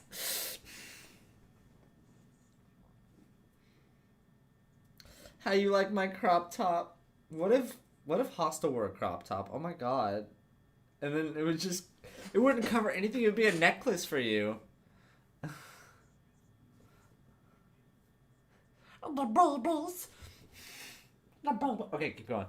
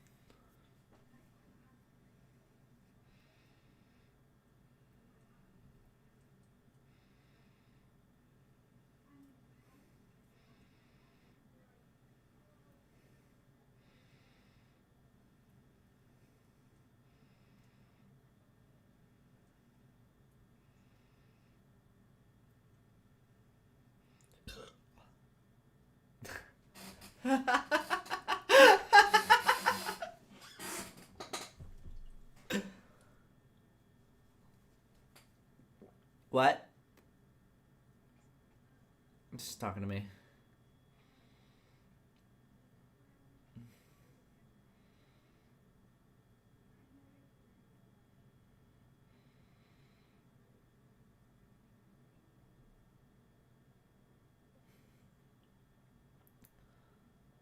There was an assortment of all sorts of different clothing. A lot of it just being from like the generic clothes that the guild basically supplies most of the tenants, just kind of like so they could change it so you're not covered in blood all day. But there was an assortment of different articles that would have been around there. You didn't. You'd be able to make a. I'll make a history check for me real quick to see if you remember.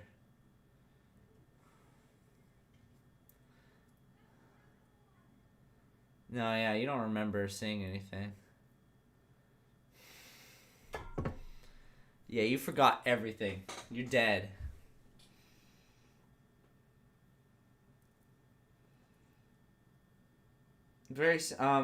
He didn't have the jacket with his, but it was also kind of the gray attire. He had just like a white, like a plain white tee under his. Um, very, very wrinkly, unkept. He's just kind of a bro. Yeah. But that's the thing. He definitely wasn't wearing the uniform according to everyone else. So he's definitely more relaxed for some reason. Mm-hmm.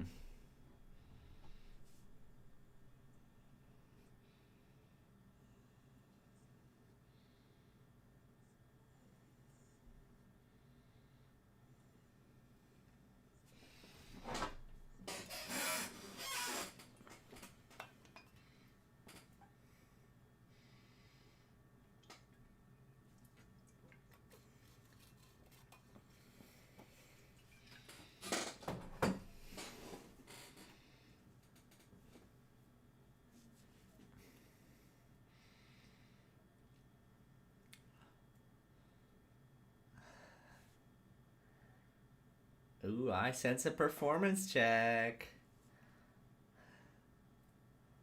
Hope you got your dice ready.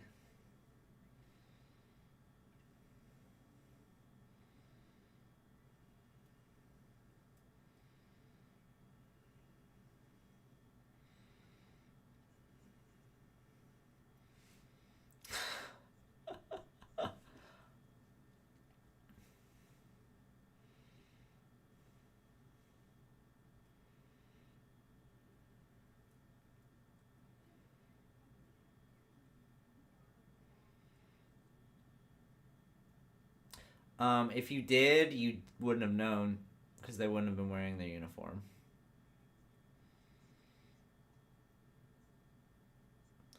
Like the only reason you knew those people that attacked you in the arena were guards is because you had just seen them literally the night before.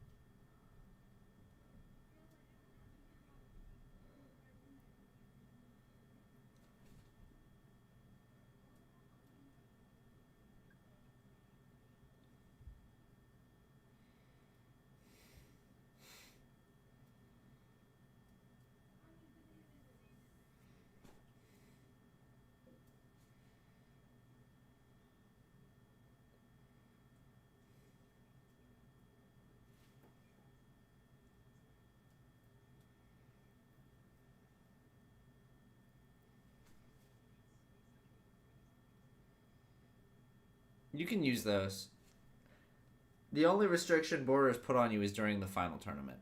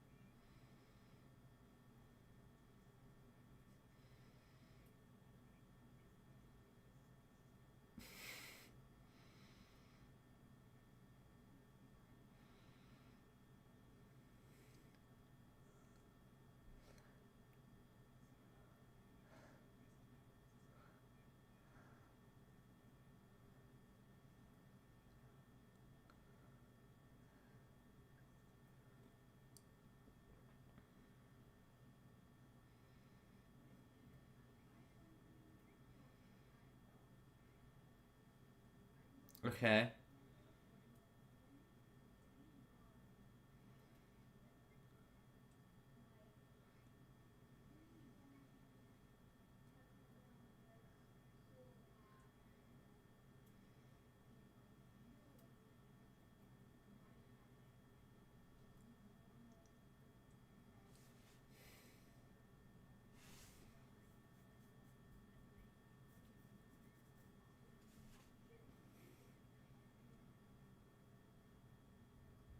Okay, yeah. You do that.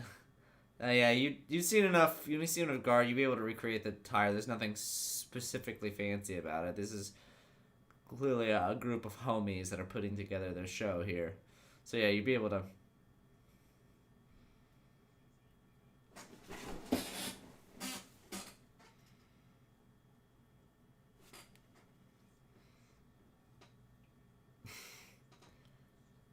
naked.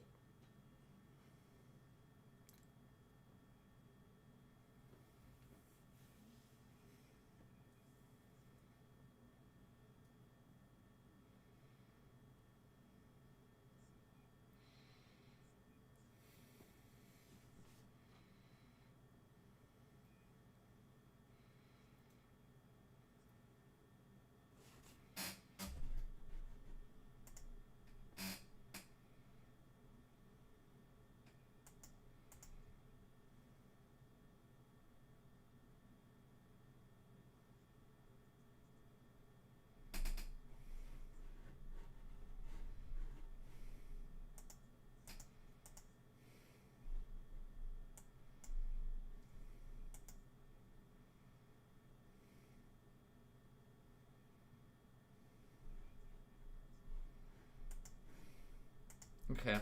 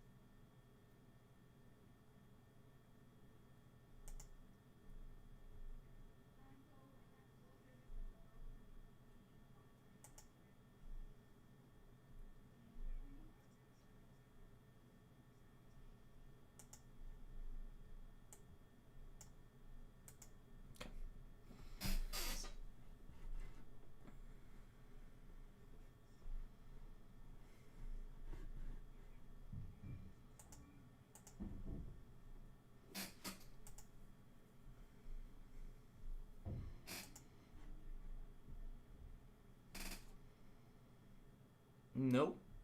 You can roll. You can roll another history here to see if you have any recollection.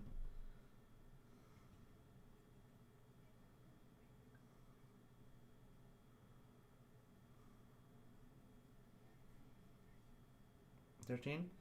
Okay, thinking back now, it's odd. You've seen very, very few guards ever roaming these hallways unless something immediately was going on. It's almost like they don't normally have to come out unless something's going on. But you do remember seeing them a lot near the arenas because they come and fetch people, of course.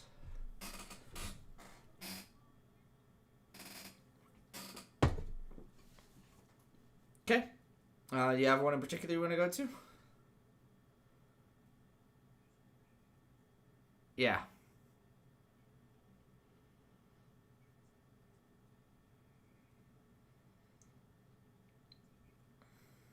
Mm-hmm. Yeah, so yeah, that's the smallest one, but you'd be able to go there. Okay. Um, Heading your way to the third floor arena. Let me get a quick roll real quick. Okay. You would see that there is currently a match going on, so you can't like go into the arena, of course. You'd be able to go into like the little spectator zone. There's a challenge going on right now. Some dude getting diddled or whatever. Um, let's see how he fares.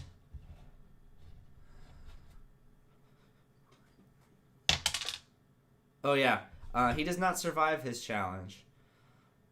After perishing through the events of what's going on, a couple guards do come in and fetch his body. After the challenge ends in an hour or so. So you'd be able to go in there and like they're probably bringing him to the medical bay now.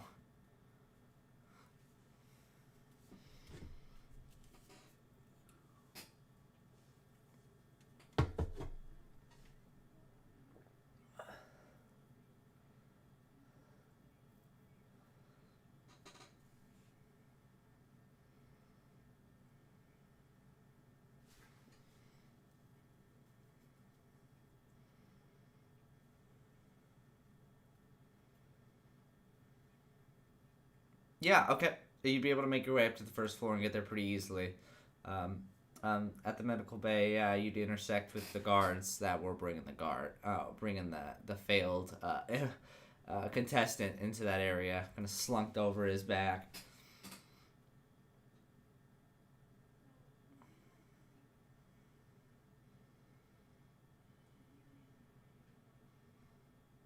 Yeah, that's fine. They normally just leave him by the door, and someone from the medical bay comes and scoops him up. So that's what happens.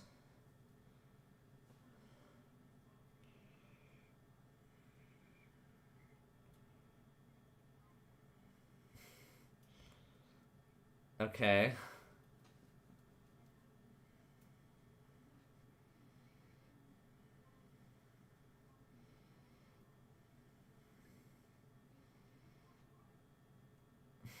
Okay, first off, go ahead and give me a performance check.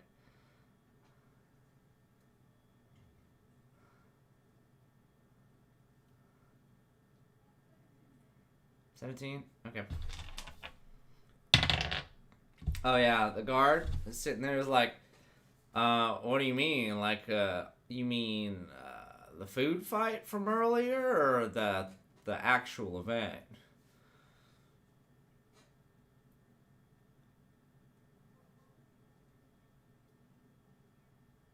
You tell me. A collector. Yeah.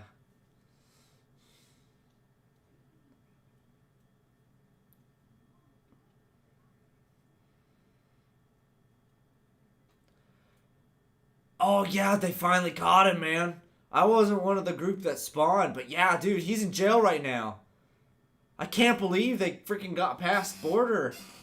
Border's normally pretty good at detecting people that are, you know, kind of under the weather when it comes to their intentions.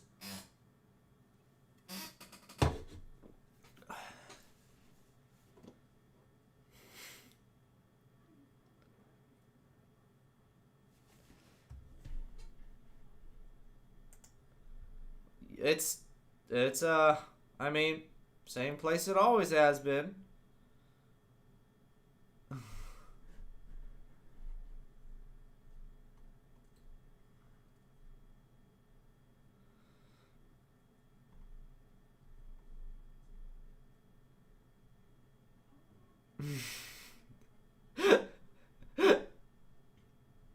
Okay.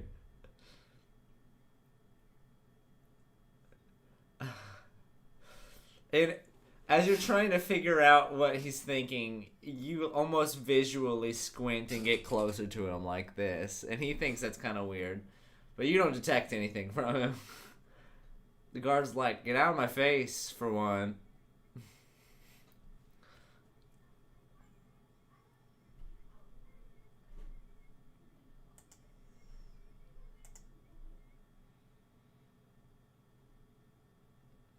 I'm gonna go ahead and have you give me another performance check for that.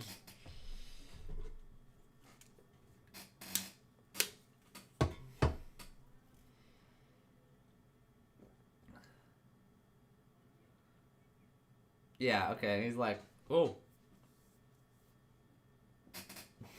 okay, yeah." So you're also dressed up as a guard too, right, Mon?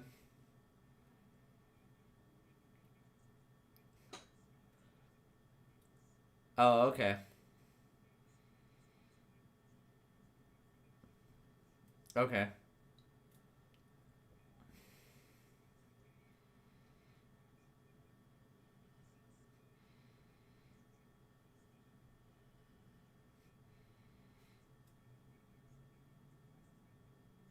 Who the fuck are you?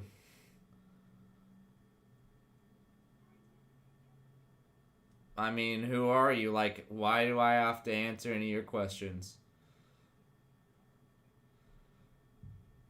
What? What are you doing out here then?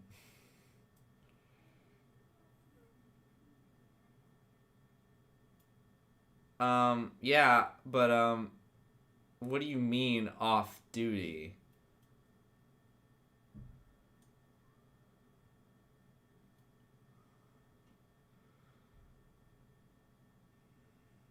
Do I need to talk to someone about this? Because that's not really...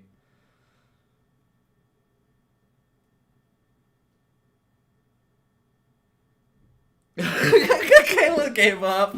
She left you in the dust.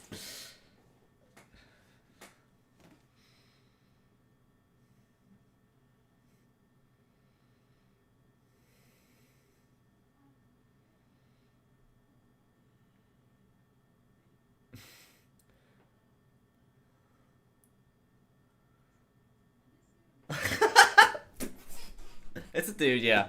It's a dude.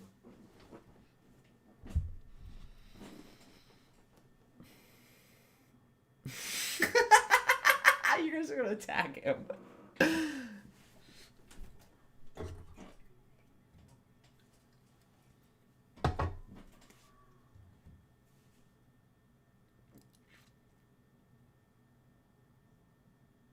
Look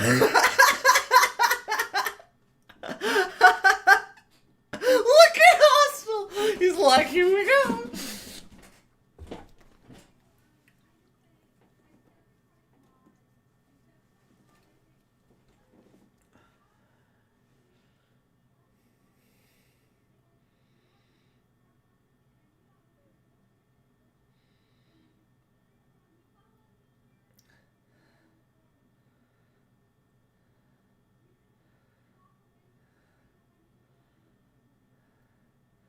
Okay, give me a persuasion with disadvantage.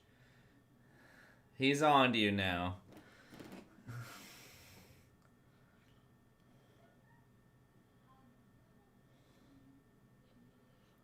Oh.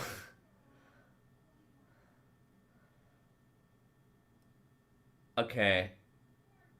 I know you. Okay, so whatever cute routine you're trying to do to me, I'm flattered. But if you could go about your business, that'd be great. I won't tell anybody just this time. Yeah. You do that. Okay, the dude kind of shakes his head and walks back into the medical bay.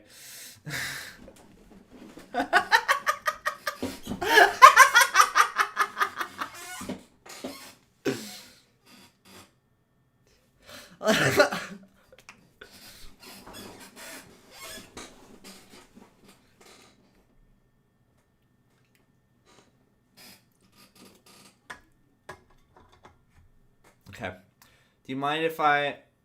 Do you mind if I jump to another scene while you guys go to the bar? Hostel. Buddy. Buddy, oh pal. You find yourself... you basically find yourself at the head of a carriage, going straight into a town here that you've been visiting for about a week now, running supplies to and from out into the rural district in the middle of nowhere, where this cabin you've kind of been visiting in and out of has been. You reach this shopkeep. You kind of recognize the cabin or the carriage, but not necessarily you. But you would be approaching this man to receive a shipment of hay bales.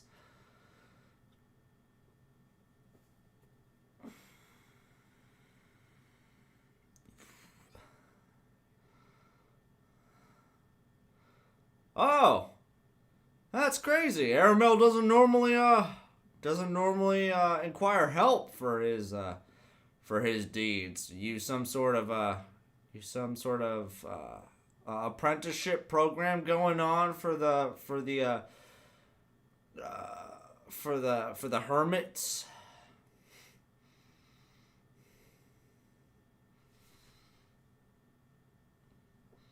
I see. There was a time where I had a nomad phase. I went out into the depths of the desert to find myself. I didn't find nothing. I definitely didn't find any water. Anyway, I have the hay for you. I assume you brought the payment and everything. Aramel normally pays me in bulk for the month, but I think he's We've been letting him get by a little bit, but if you brought the payment, yeah. I'll load up some hay for you." And so this older gentleman comes and grabs some and brings them into the back of your carriage and fills you up. And after that, your cart is full of an assortment of different items and whatnot. But the majority of them are for basic living needs, like hay for like burning or feeding livestock. And you've been visiting for a couple weeks now, like doing errands for him, almost a month now. But you're not necessarily living there, just kind of in and out.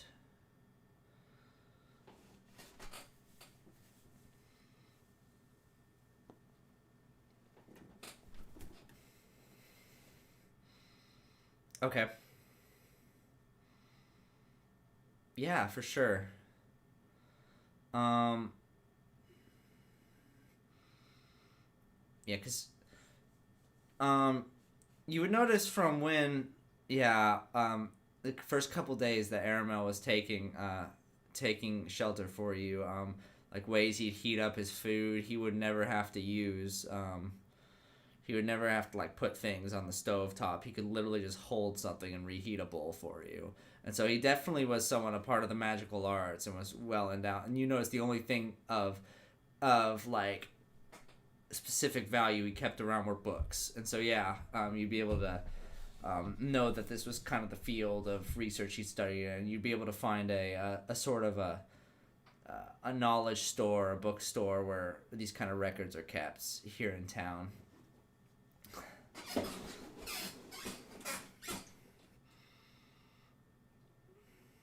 Mm-hmm. You've been getting coin on and off from him as this has been going on.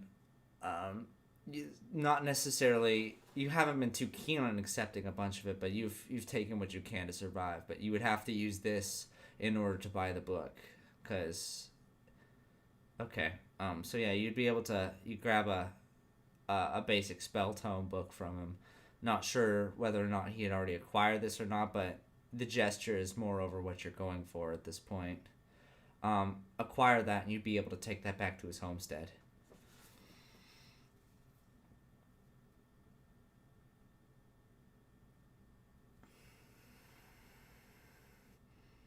This one is, yeah. He doesn't have a car.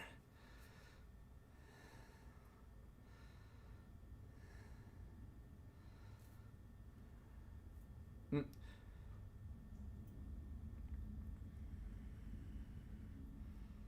Oh,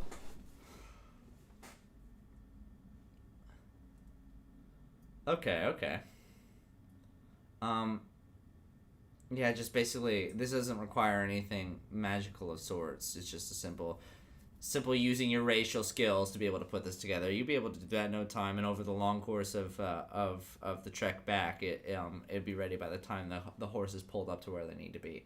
And so, yep, they pull up to this ramshackle little cottage, way out where it only seems like you and the horses seem to know just the right path to get here. But you'd be able to pull up and be at the house from here.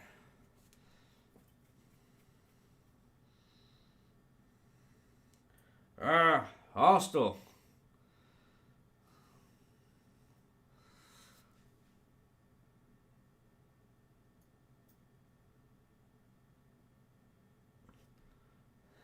What do you mean? You ain't. Yeah, I don't think. What kind of relationship you think this is, boy? I'm. It's enough that I'm helping you out here, but you don't have to owe me anything.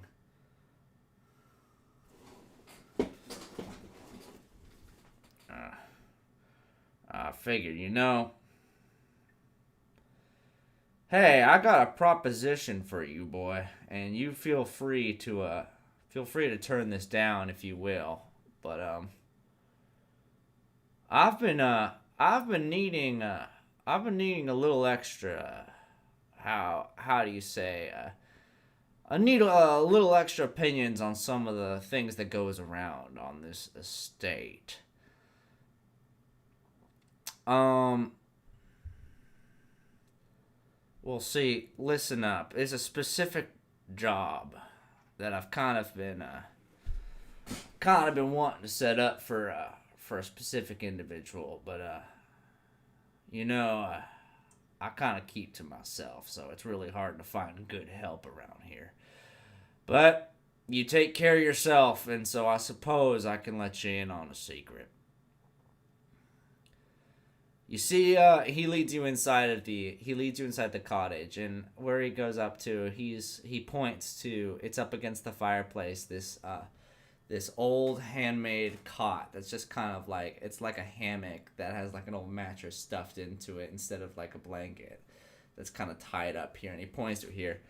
You see, I've been trying to find a good use for this here cot for the better half of a year now, but I can't seem to figure out anything about it. Do you wouldn't happen to know anybody that would appreciate a fine cot such as this?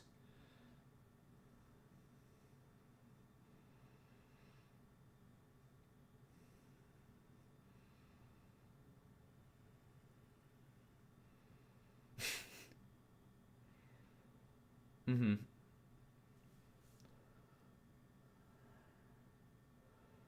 A 9. You do know there are a couple kids in the town that always run up to you and try to, off like hand beg for like food scraps and coins and whatnot. You've been visiting this town for a little bit now, and so those are the only ones that come to mind.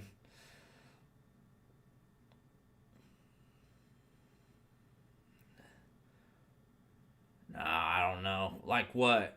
Who do you have in mind?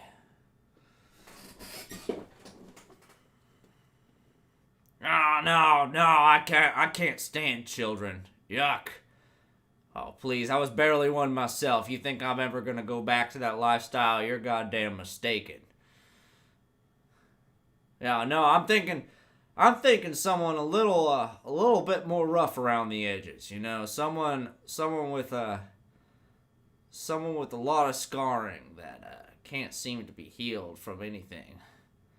I'm thinking, I don't know. Maybe you can fill in the blanks for me.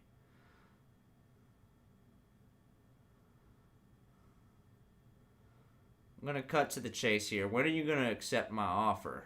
I'm not gonna beg, but you do know you have somewhere you can stay and you can stop hanging out in that treehouse.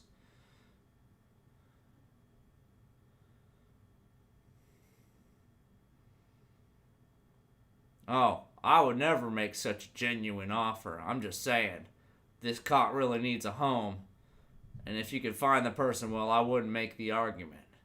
If you know what I'm saying.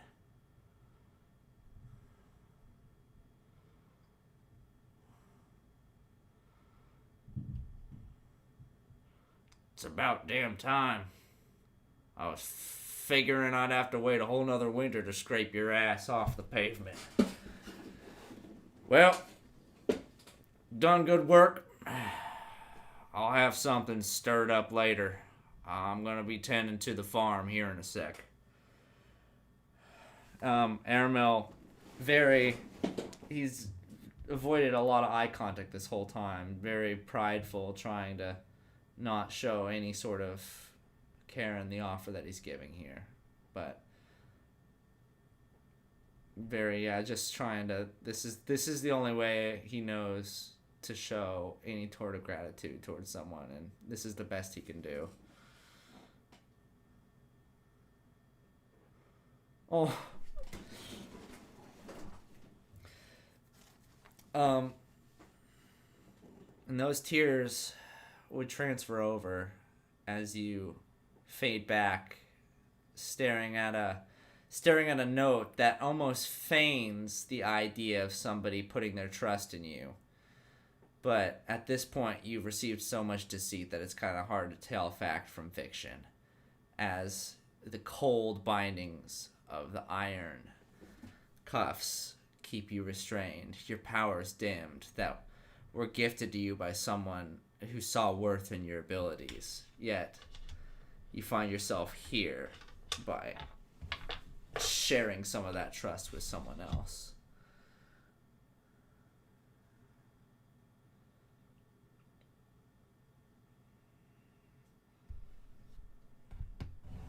Okay, go ahead.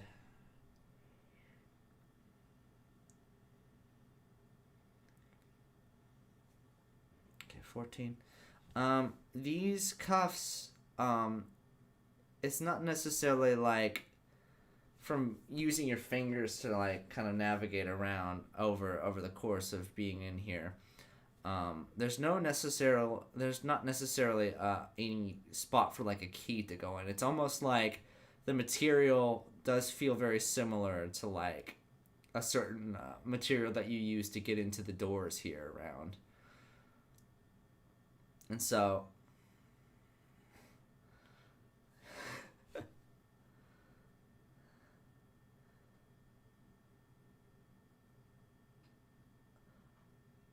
give me a dexterity check. Just a flat dexterity. 12? Okay.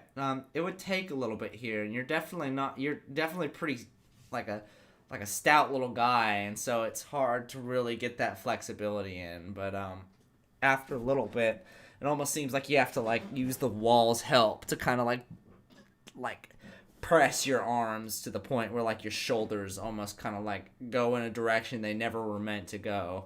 But you'd be able to flip your hands over so that they at least sit in your lap.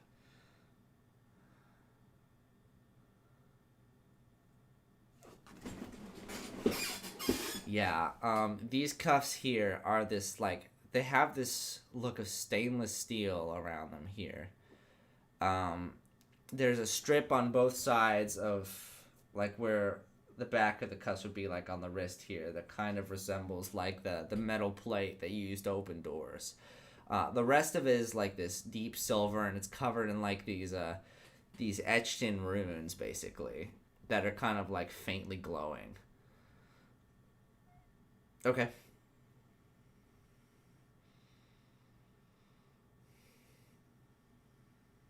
10.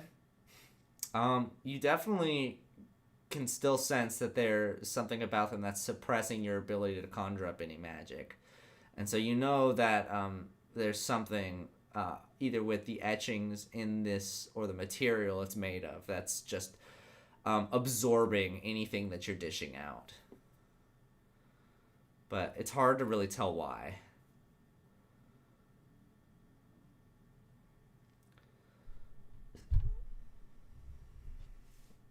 Yeah, give me a perception real quick.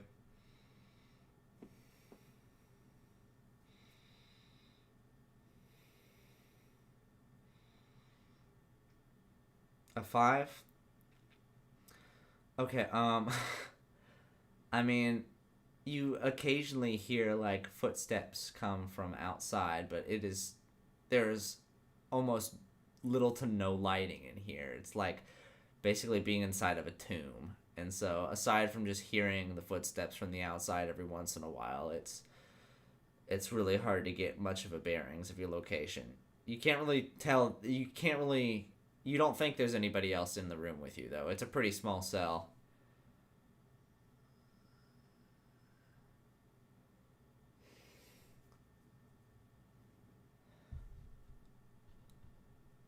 Okay.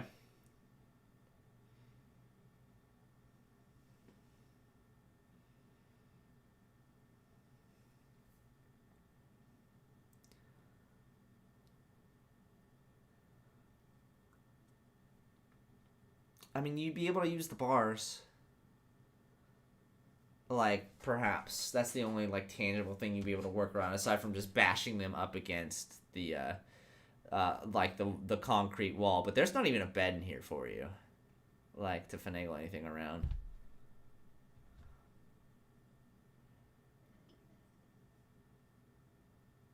Okay. Um, give me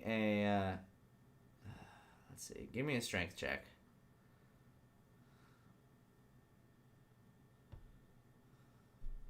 18. Okay, yeah, you bash with all your might on this.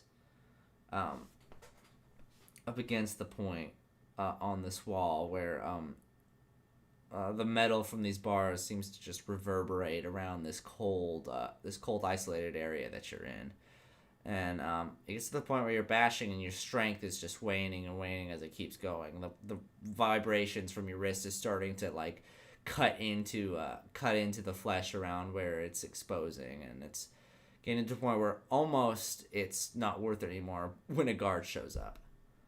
You do manage to get one of their attentions from this. Hey man, what's with all the racket? Knock that off. Oh.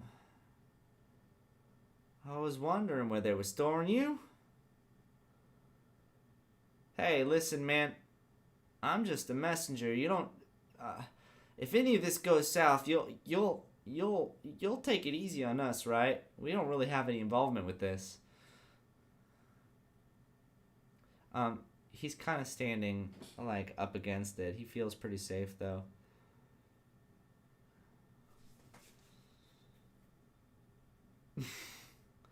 um. Yeah, go ahead and roll to attack real quick. Do it with disadvantage because you're not only doing it through a gate, but you're doing it with handcuffs on. Sorry.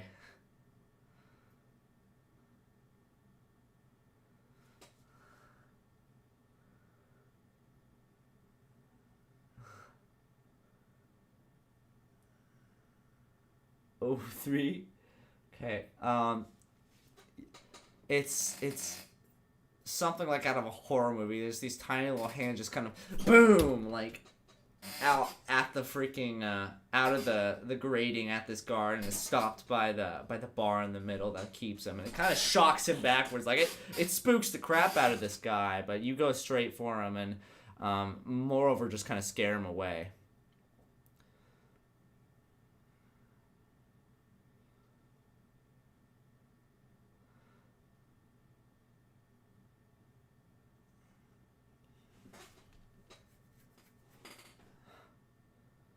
Now, the guard, roll an intimidation for me as you do this as well. Sure.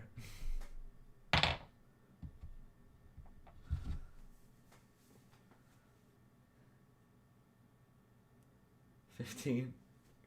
Okay. The guard was already kind of wary of you before you gave out the shout at him.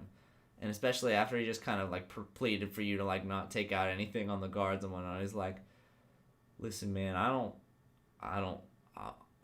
not involved in any of this. You gotta let us go, man. What do they have to do with anything? The guard runs off. But after the guard leaves, you're left with your swollen wrists.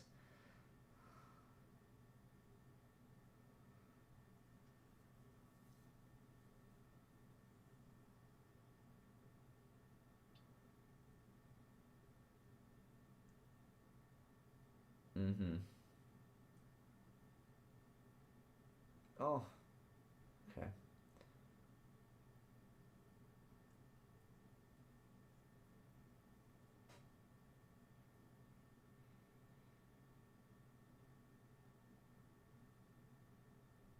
Okay.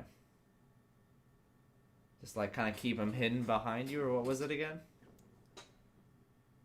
Okay. Okay. Um, you have to be sitting there for quite a bit as the attention you receive and hear is little to none, as almost seems like none of the guards even want to be near you. But you'd probably sit like this up until the point where exhaustion takes over.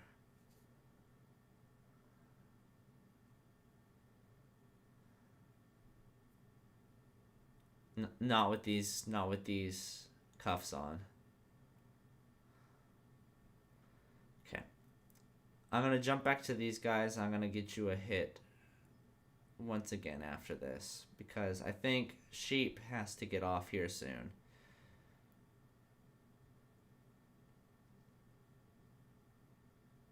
And so I want to give them an opportunity to do some more stuff here, and then we'll jump back to you. Okay. Okay. Sweet. So after the failed attempt at disguising as a guard, well, it was more of a just you guys back down really fast. And the attempts of gaining information down in the rec room have all finished up. You guys would it would be back to you guys now.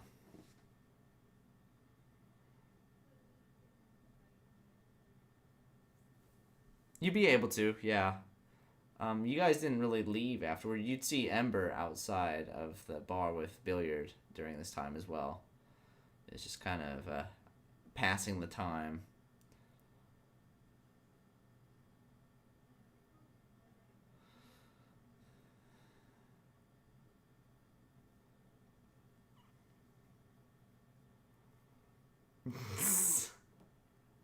Jesus Christ.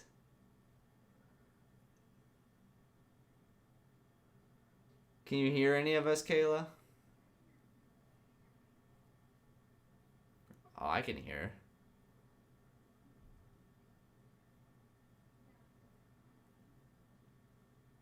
Oh, she's just gonna relog. Ooh. 120.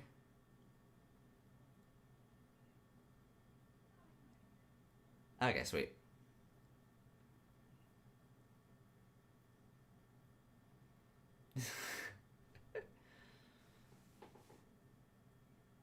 No, I hear you.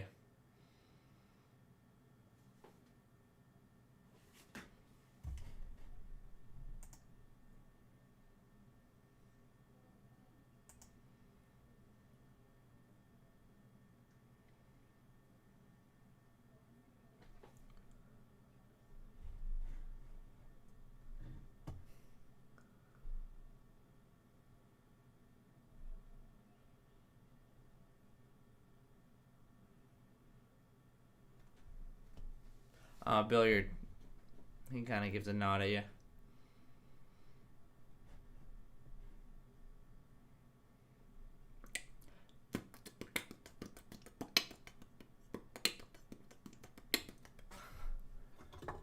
All right. So you guys be in the rec room. You would see Indy and Fisty talking to Diego.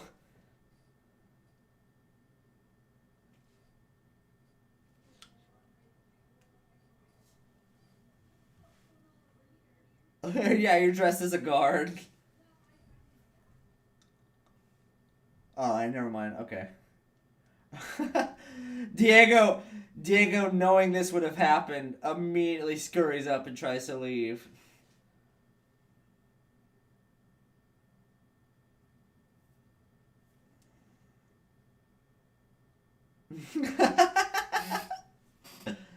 That's not the theme. That's not the theme, Emmy.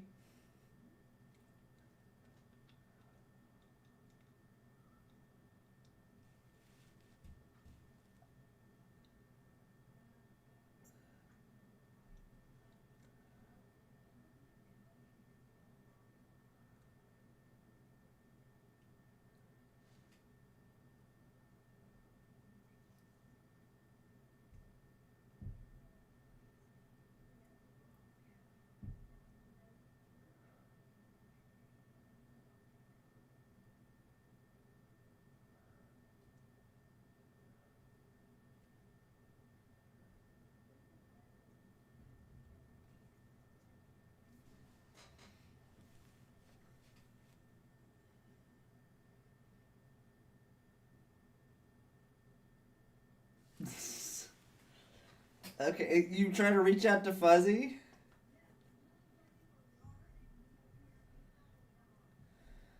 Fuzzy's like, ah! What do you want? I'm taking the world's largest shit. Leave me alone.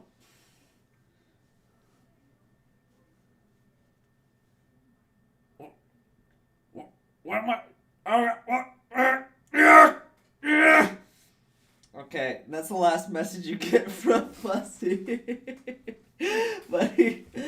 takes him 20 minutes, but he's there. Sorry. Sorry, I had a traffic stop. We're gonna get you. I did! I said on the phone I had to fucking shit! I'm not lying to nobody! You think I'm deceiving anyone here? You want me to tell you the texture and the lumpicity? Is that the word for it? Lumpicity.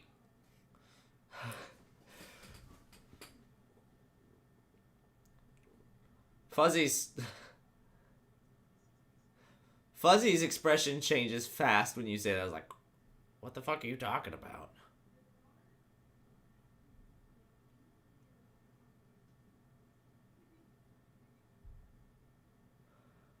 I'm not even making these terms up. It's just it's a real word.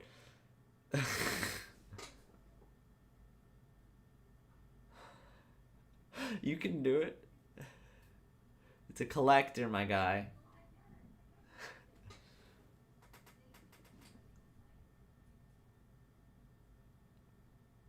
Oh, why?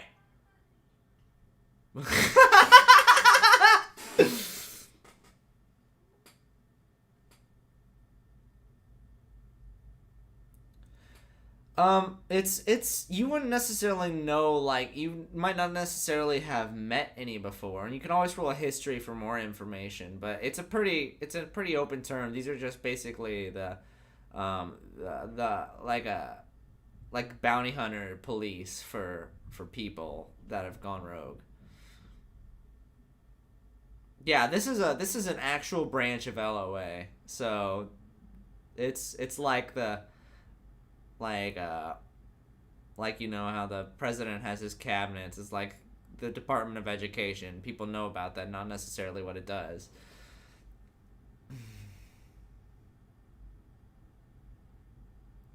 I'm not the exact comparison. Okay, but either way.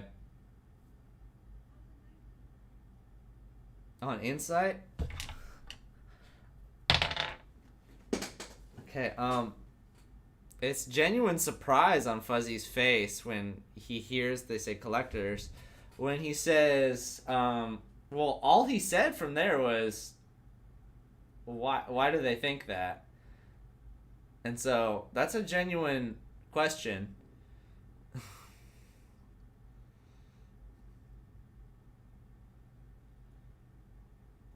Oh yeah, he's got the mark on his back.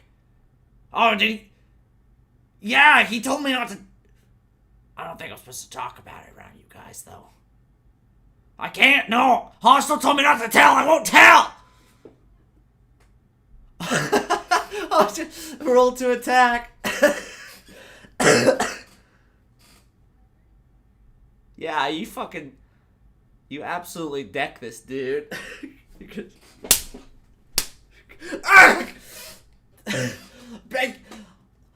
Back up, whore! I don't have anything to do with this!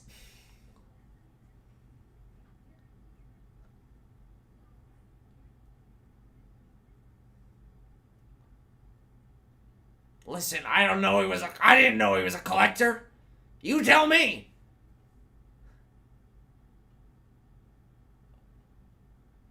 I knew he had the mark. I don't know what the fuck that means. Alright, some bunch of letters and shit. I don't know. I'm not supposed to talk about it. I'm not that kind of friend. Fuck off.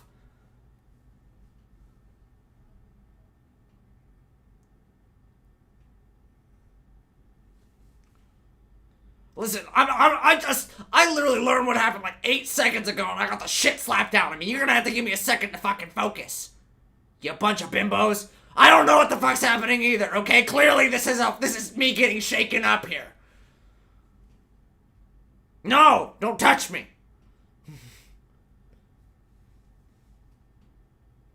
See, now this individual speaks my language. Yeah, what I'll take your entire stock.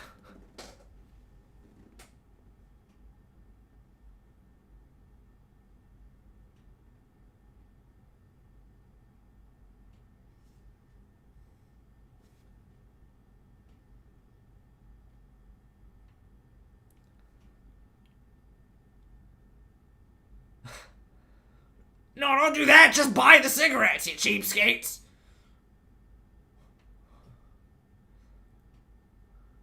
You heard her, Fuzzy. Just buy... Tolly, just buy me some cigarettes. Maybe that'll refresh my memory.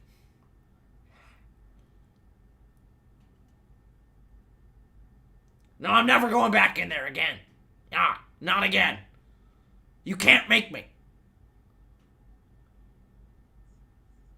Got crush.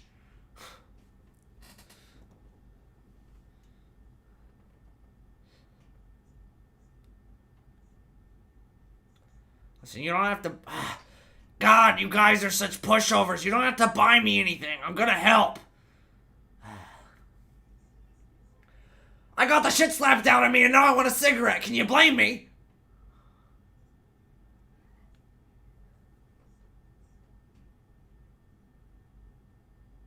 Okay, I'll take them. I'm not gonna deny them. I'm not a psycho. Oh, hell yeah, I'm leaving. Fuzzy starts going towards the door.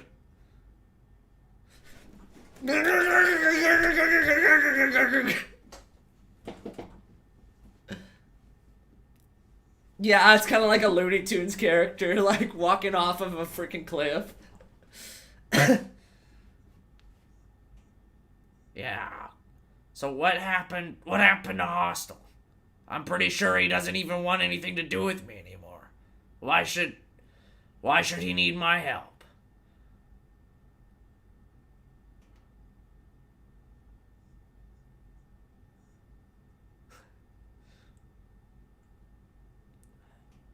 Listen, my goal was to betray my greatest ally. Do you think I was happy about it too?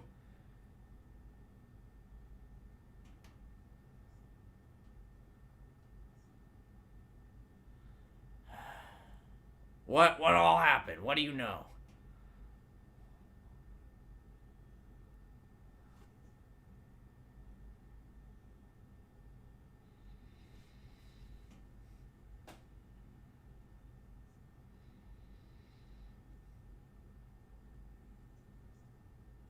Oh. And, okay, they took him down. Why did they do that? What did he say to him?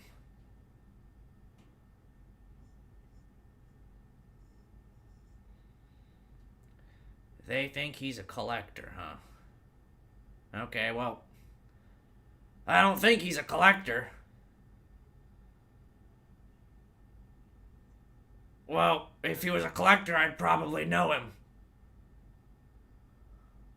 Yeah. Well, I'm not right now.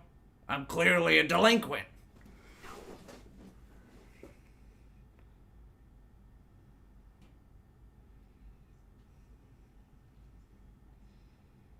Well, clearly for his good looks. I mean, I'm not gonna deny that.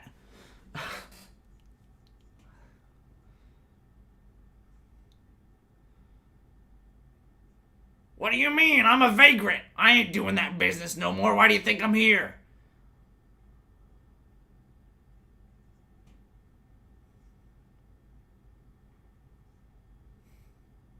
Okay, what do you want me to do about it now?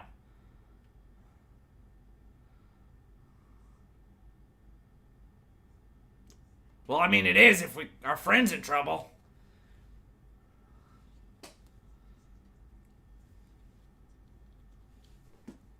Okay.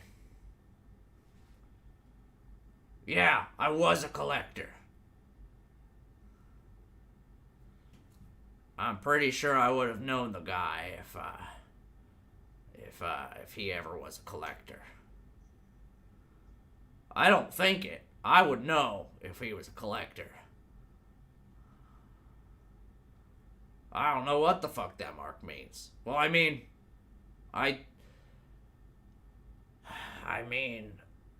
not necessarily. I don't have a mark, okay? Is that what you want? I don't have one. I don't know. Collectors don't normally have marks. I don't know what that means. I don't know. Did they say he is a collector because he has a mark, or... Man, you guys are full of fucking information, aren't you? This is really giving me a headache. Listen, if you need to find the guy, that's not a problem. He still has my sniff stone on me, so I'm sure I can find him. Unless he threw it out somewhere. Yeah, my sniff stone, he has it in one of his, I don't know, one of his weapons, so... if I can sniff that out, I'm sure I can locate him. The fuck's that? No, I ain't introducing no more ponies. I'm all angry now.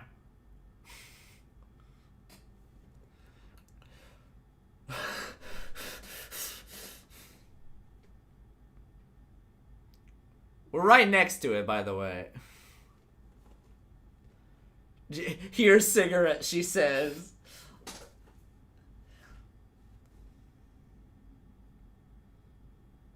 Okay.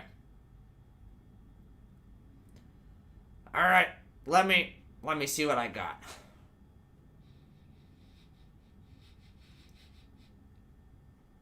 Oh man. I think he still has that thing sealed away.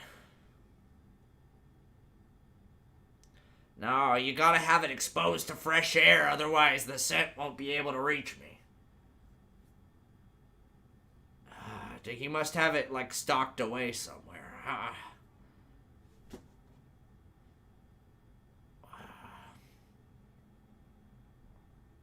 Okay. Well. I have the perfect idea! Oh, that was my idea. Okay, let me backtrack. I was gonna say we can just mug a bunch of these guards and go in and take it back. I don't know. I'm honestly not sure. What?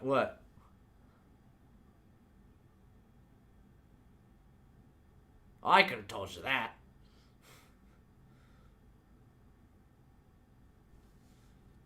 Well, I don't know. I kind of just follow the freaking protocol around here. I wasn't really planning on doing much aside from competing. I don't know.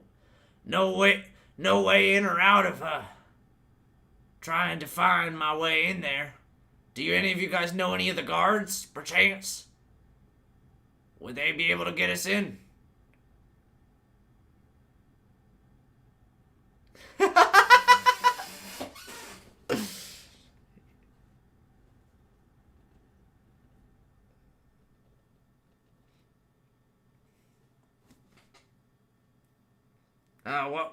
What do you mean possibly? You either know or you don't know.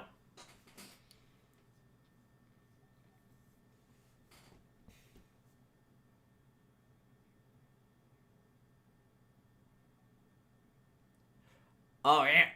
Oh, the fidgety one.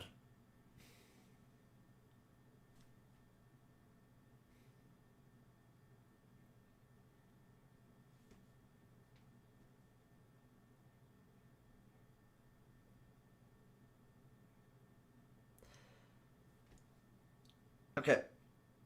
The guy that you talked to, his name was DuPont. Yeah, wasn't he who lights the lanterns. I was about to say, I'm not gonna throw him at you like that. No, this guy. I heard you got my text message. What took you guys so long? I've been waiting here for a week. Anyway, just wanted to say hi, stop for some tea. You think that's his full name?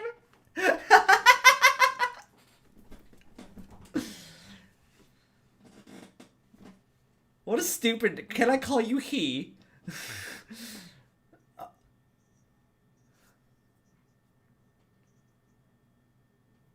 You wanna fight? You wanna go? Listen, this is just my job. In theory, DuPont, being an old janitor, would be able to light the lanterns. But, no. That's the guard who approached you the other day.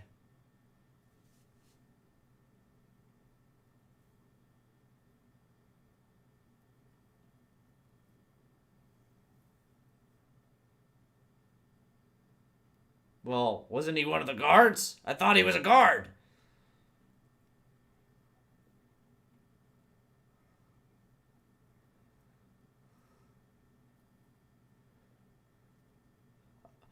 Okay, well, let's just do some shit. Let's just do some shit until we get the guards down here, and maybe we'll get lucky.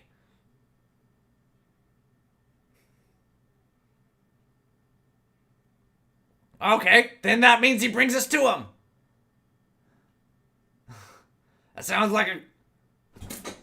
Ah! What'd you say, Fisty?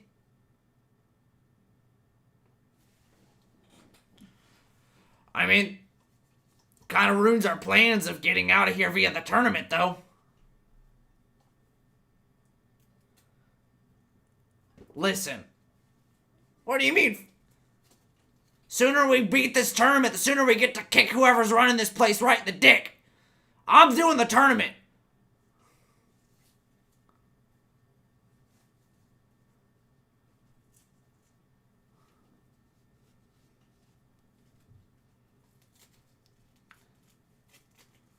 I mean, I know the guy's hardy. I'm not gonna leave him in there, and sure enough, once I give the signal during the tournament, I'm sure we'll find a way to break the little guy out. But as for there, aside from finding whoever your friend is who's in the guard, or getting arrested ourselves, I have no fucking idea. Okay. Well, if he ever pulls out that sniff stone, I'll be sure to let you know.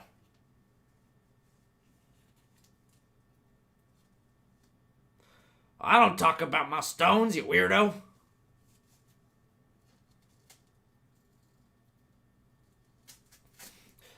None of you saw me here, okay? Not a single fucking one of you. Okay.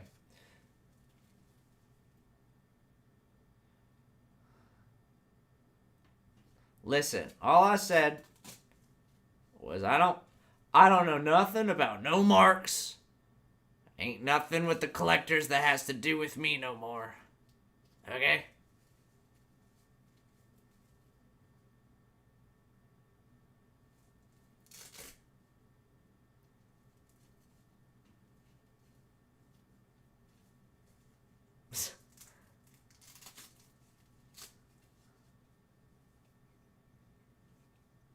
Yeah, he's right here. He's right here.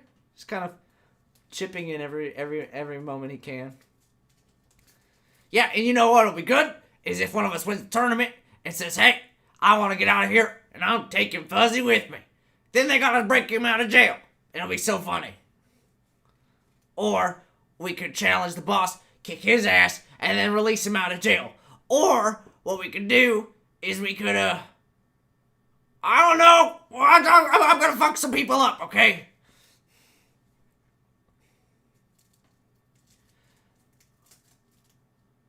I have a vendetta with this dickhead, okay? You know who's running this place? You don't? I thought it was Fuel.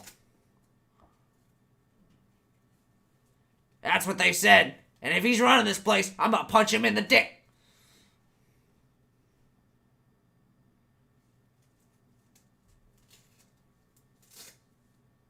Oh, I will. I'll show him what's what. I'll give him an uppercut right in that junk. Now, in the meantime, I suppose I can wander around and see if I can find a way of finding a prison around here. But other than that, The only real way I know how to get out of a scrap is to fight. And so, I'll keep an eye out.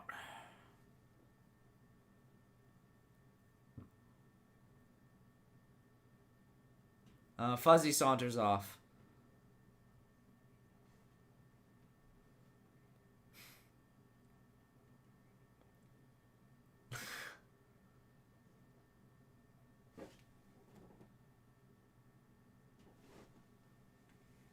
Nah.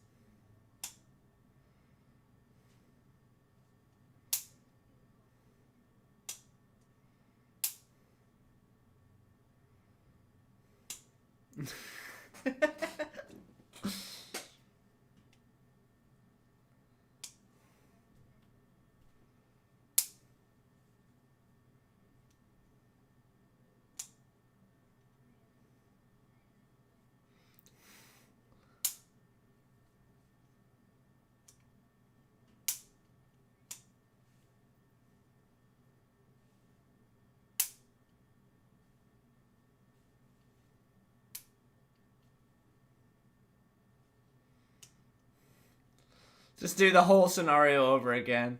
Go find Naughty, tie him up, bring him down to the bowels of the facility. Border's like, are you really back? You guys really back here again? It's the same setup.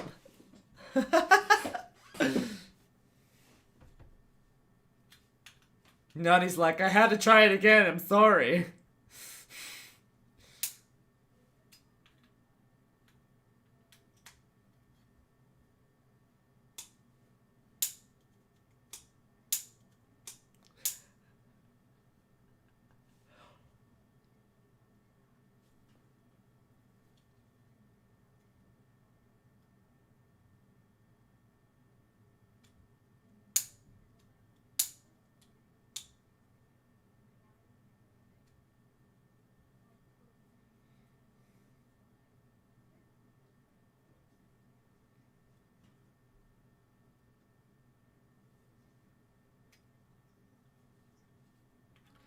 Should I be playing the speech music while this is going on? Like, I don't know if this is what kind of speech this is, but this is starting to get a little degrading, and so I feel like that's...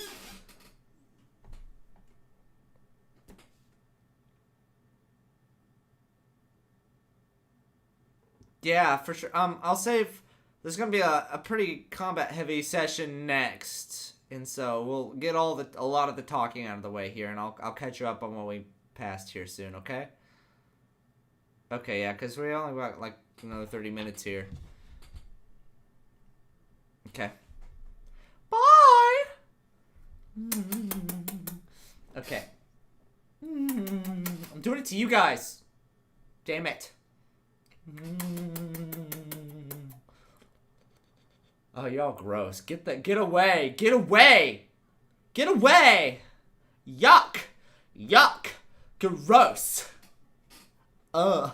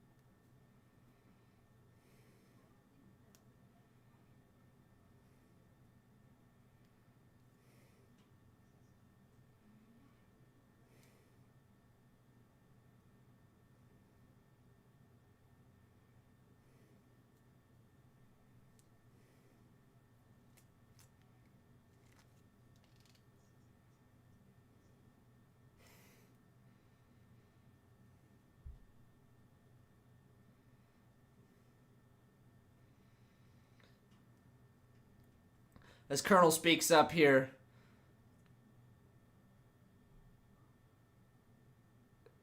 Yeah, Colonel speaks up and says, "You guys also assume that they're gonna actually turn us in and not just break our marks and get rid of us. Like I don't know why they captured Hostile, but a lot of these dudes seemed fixated on him from the beginning. So, who knows if we're even needed? Like, I don't even know why they have a prison cell in this place. What's the point if they're not going to let you go? This place is already a prison enough as it is. So they must have some sort of reason for keeping him. At least that's my opinion. I'm probably wrong.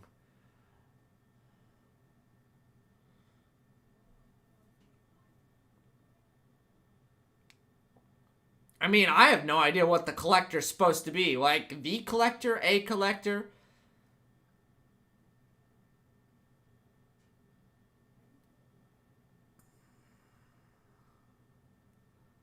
I mean, it's probably not the collector, because that's a whole different issue.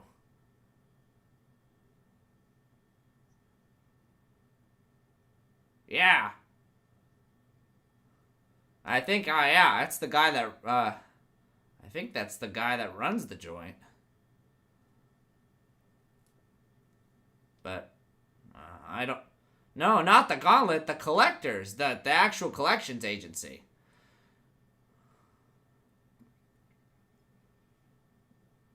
Yeah. Well, I mean, he's not... what do you mean, above border? Because, I mean, border doesn't work for the government, for sure. Border's at the... I don't even know if Border's running things here. If... I hope he is. I don't want to run into fuel.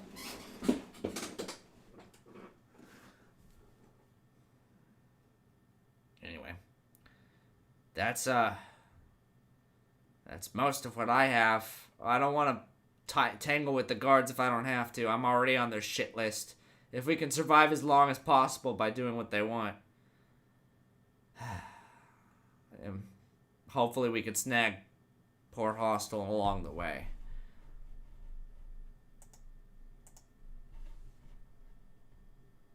The collector.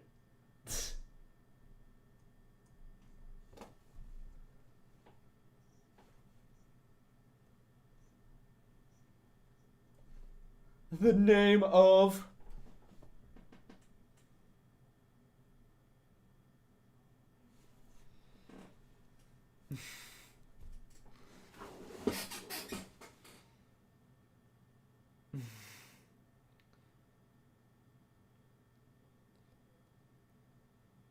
Okay.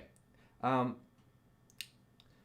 I'm gonna snoop around for a few, but other than that, I'm out of leads. I wish I had something better to tell y'all, but I think we're in kind of a vice grip here. Maybe, who knows? Maybe they count hostile just to keep us in line. After all.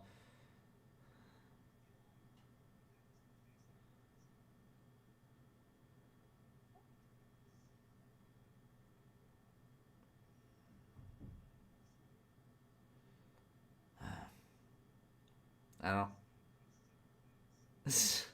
I don't. Don't say that. Your plans are great. I'm sure of it. I just haven't seen them yet.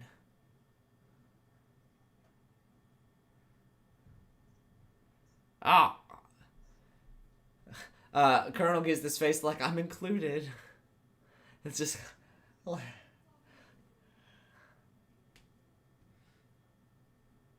older than all of you. Okay.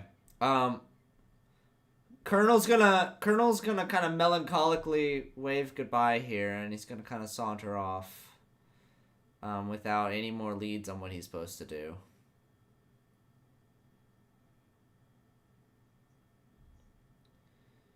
Okay.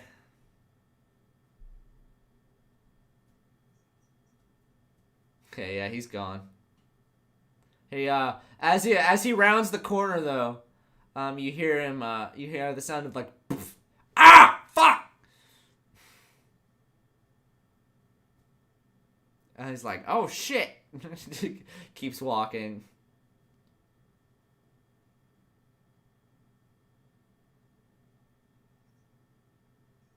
He bumped into somebody. Nobody's here!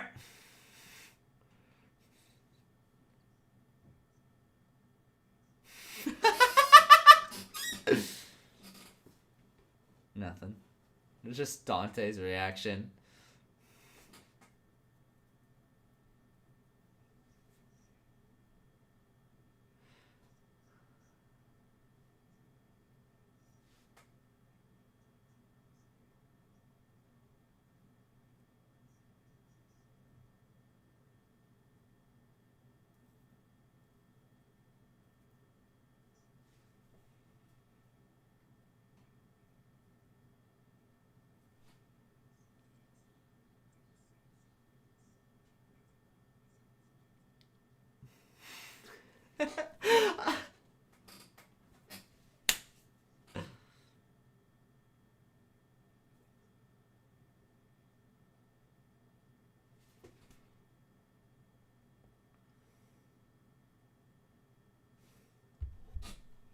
Okay.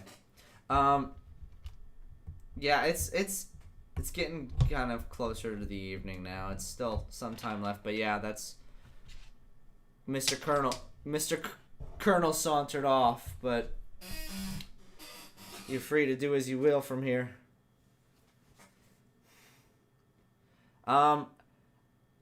As you guys get closer to the end of the evening, you all receive notifications on your hands. Okay.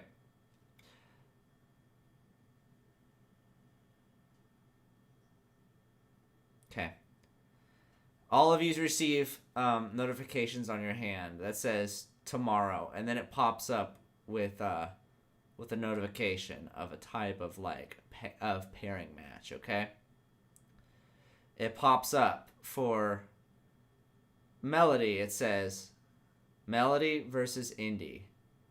Indy says the inverse. Maud says Maud versus Citadel. Fisty says Fisty versus Pisces. Embers says Ember versus Spike. We're going to transition back to Dante there.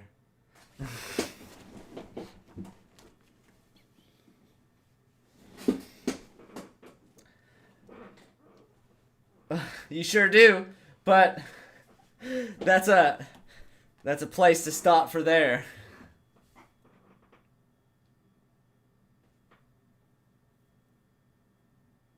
Oh yeah.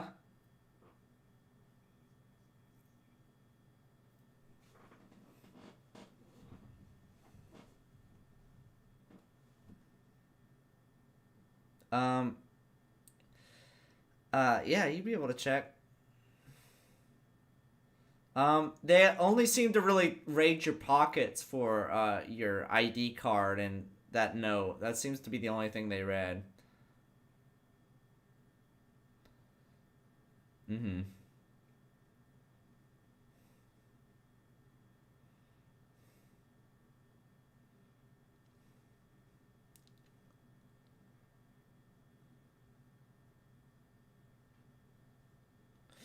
I wouldn't.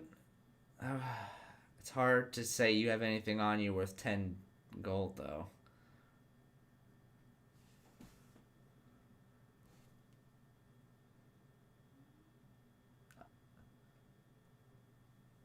Okay, okay. In theory, if you're just tinkering, yeah, you'd be able to do that.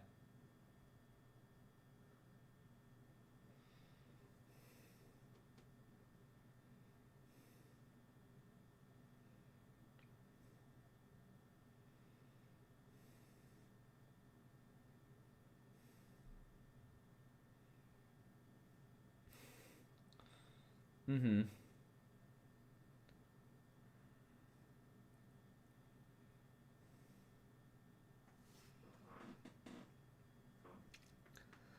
You're at the end of a corridor, so they're like literally coming straight on towards you.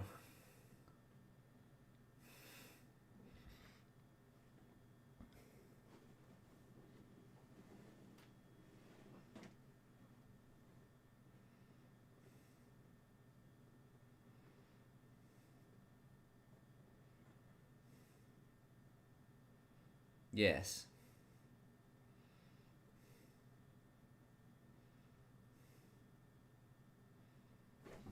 Mm-hmm.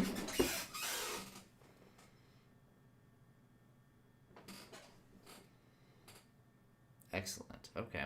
So you spend quite a bit of time here, fidgeting with your bound hands, the small remaining objects in here, and you would be able to construct something that resembles a music player. And you're not much of a music man, not from this era at least. You'd be able to recall the notes and whatnot that were played from the jukebox in the rec room when Indy requested it earlier.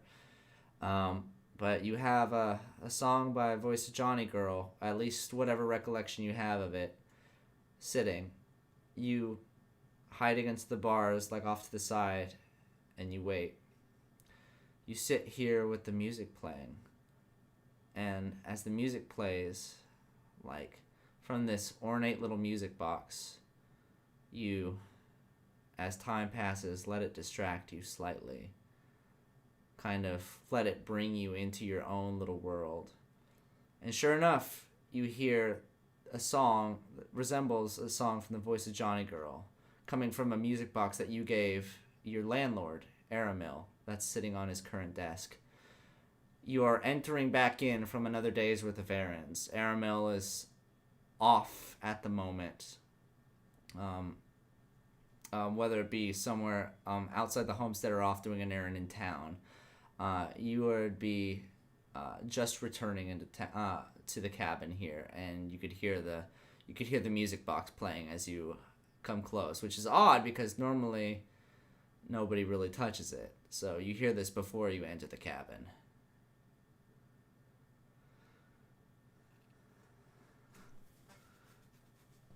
Mm-hmm.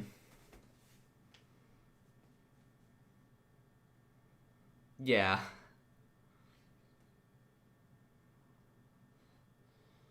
Oh yeah.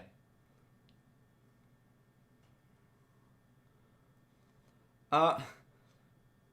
Hello. Who's there?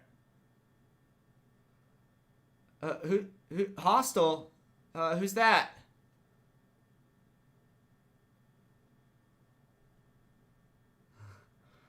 As you burst in here, you see a young couple in here that basically you scare the bejesus out of. They're kind of sitting at the dining room table in the other room. As this mangy little gnome comes in with a dagger, this couple in here starts screaming uncontrollably as you come at them with the dagger. Oh no, please, no, we're refugees. Please, we don't mean you any harm.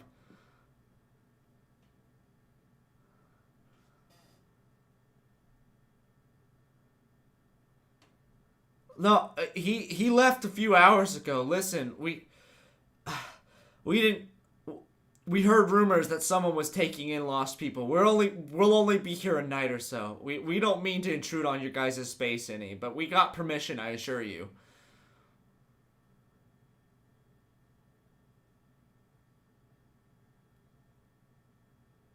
Yeah.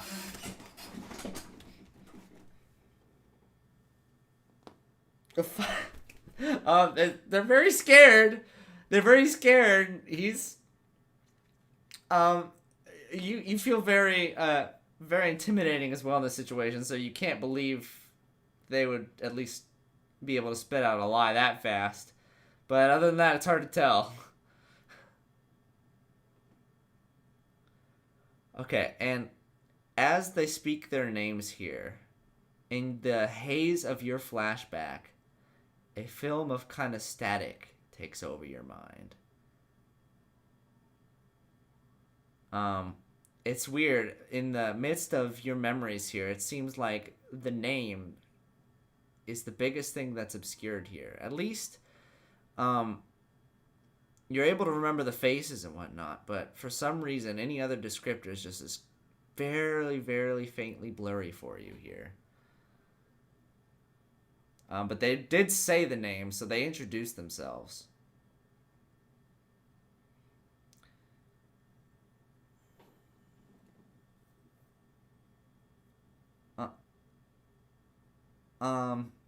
Sure.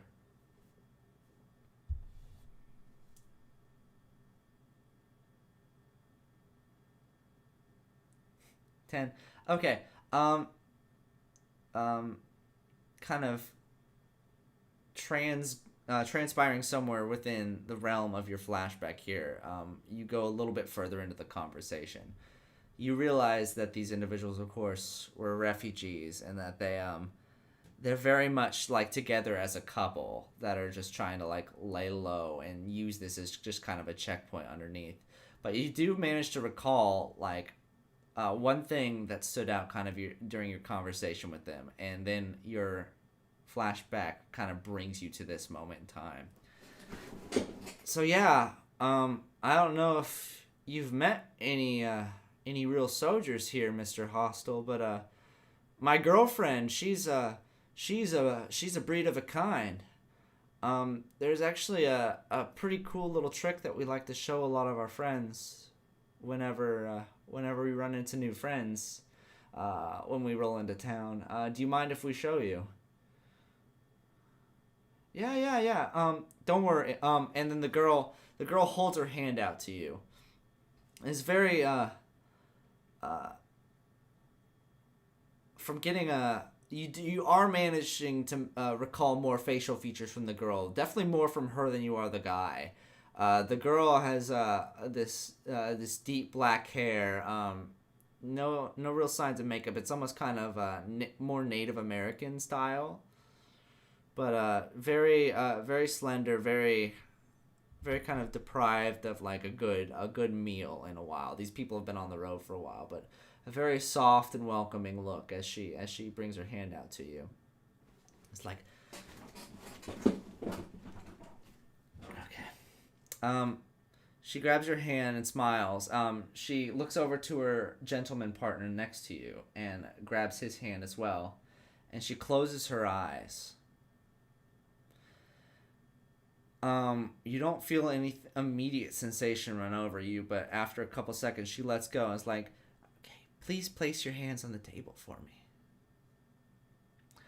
Both of you, both the man and you place your hands on the table in front of you. And as she looks you in the eyes and she brings her hand over to the gentleman, and she runs her finger over the top of his hand. She's no longer touching you at all, but you feel the run of a finger stroll down your hand.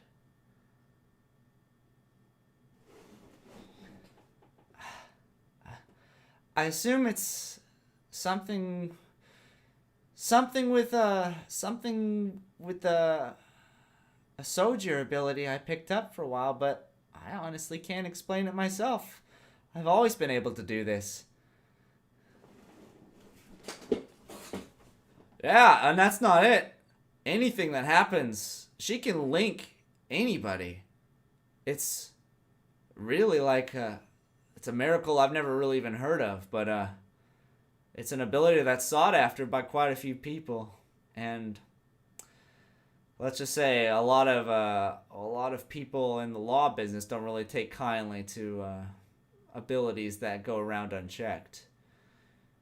But this power can be used to hurt people, as you can see. And while we don't have any intention of that, it's in our best interest to make sure that that we can keep, well, at least I can keep her safe through all this. Because if anything happened to her, I don't care who feels the pain. It'll be me in the end. Well, it was a pleasure meeting you, Mr. Hostel. I hope you don't mind us staying at your location for a couple evenings. No, we would never do anything to hurt someone that would give us homestead for even a moment, let alone a couple days. I hope you understand that.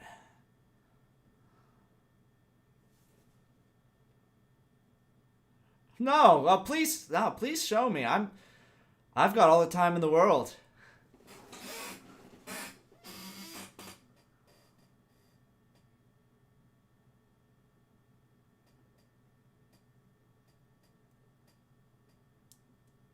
Okay.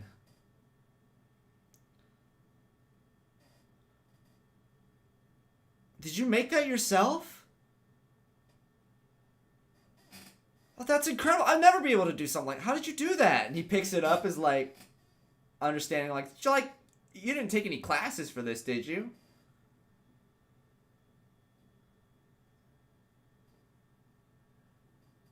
I don't know. Don't discredit yourself. See, it doesn't matter what kind of spectacular powers I or she has. I'd never be able to do something like this. How dare you discredit yourself for a talent that neither of us could do? As he says this, it's almost a little too serious the way he says it. Like,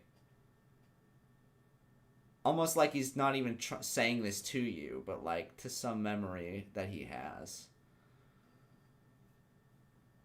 And as he does this, and he kind of looks down, the girl puts an arm over his shoulder and is like, "Sorry, I don't mean to raise my voice.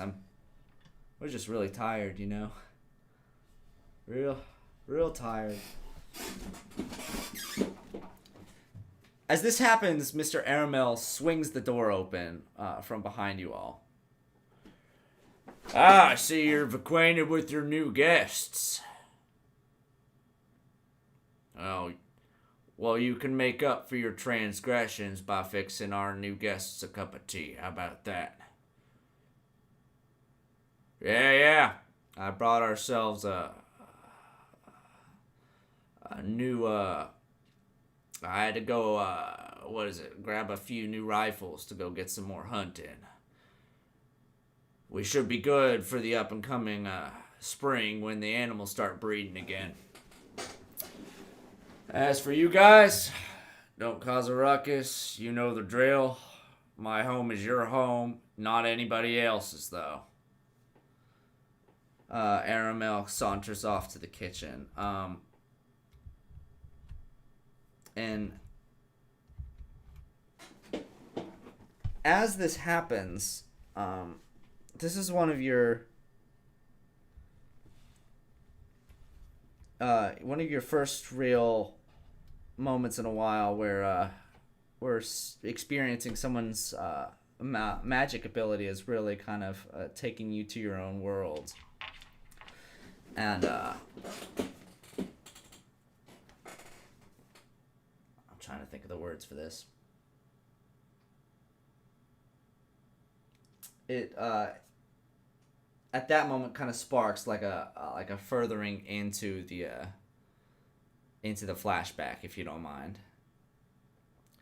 It's later in the evening. You're basically, the couple have gone off, whether they're down in the cellar area that would be entrance outside. They're not staying in the main house. They'd be in the cellar outside. This is where, in fact, during most of your stay with Aramel, many people have come and go through this little cellar, but they don't stay for more than a couple days. You by far stay the longest of anyone that's been here. But Aramel sitting in front of you is like, and what makes you think that you have any right using magic?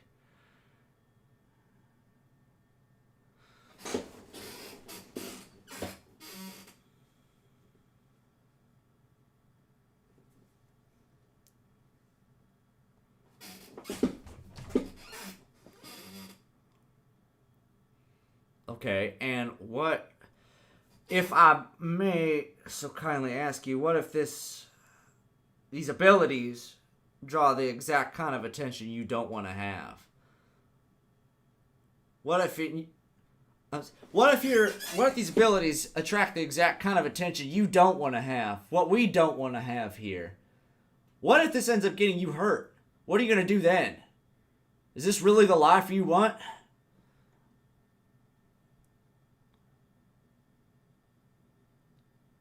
I don't care how many nails you have in your coffin, boy. This ain't no longer just your life, okay? We're in this together. And if you risk me, then I'm risking you too, okay? If you're willing to put that on the line, then yeah, I'll teach you something. But I'm not going to be happy about it.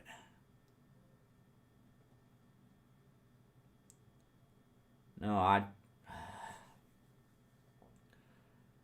I'm not technically supposed to know this. But I would be able to give you the abilities to use magic.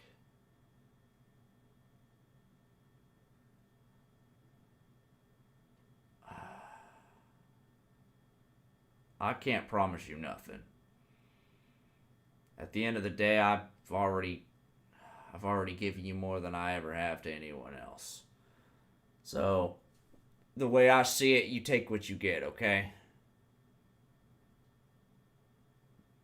Don't thank me. I'm just an old man waiting to die. Now come on. Let's go outside. There's something I want to show you. Okay. Transitioning out here, you go through a whole series of talks with Aramel. Talks about how the soul works with binding with the body, how the spiritual essence fuels you and merges with your physical being to create the external effect known as Sojin, and its effects on the world around you. It is at this point, Aramel would have you standing. We're deep into the woods. It's closer to springtime now. So it's not nearly as cold as it was. He would ask you, so we transition to him here. All right. Remember, everything that happens tonight, you saw nothing, okay? I'm trusting you. Take off your shirt. And as he's doing that, you see a ray of magic kind of start spinning around Aramel's palms like this. Like, almost seems like microscopic text just kind of coiling in on itself over and over, spinning clockwise on clockwise. And you see Aramel's other hand basically like this, doing kind of this micro movements, almost like a machine etching something into a record, basically. All right, during this whole process, I need you to stay as still as possible. And after this is done, well, You're a tough man. I assume you can deal with the after effects. But all of this will be over as soon as it can.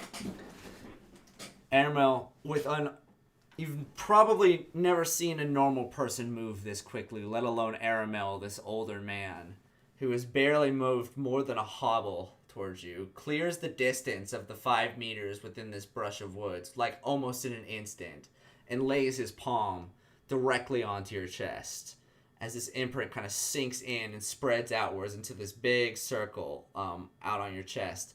He says the words, Soulgate! Mark pulls his hands back, brings in another glyph again, and this time it spells out this massive symbol that's like a kind of like a, basically like what you see like a Chinese character, but almost like 3D, kind of interlopes on itself in different dimensions. Pulls it back again, strikes again, Soulgate! Sign, pulls it back. He then brings both of his hands to a sharp point like this, and you see almost like an electric, like when a taser does its little arcs at the tips of his fingers.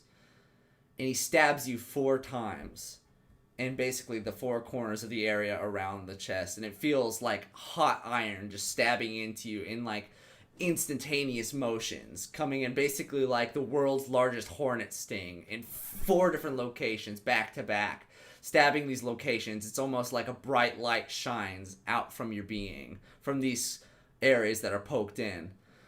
Aramel kind of scoots back within a single motion after making these jabs. Moves out, Soulgate, awaken!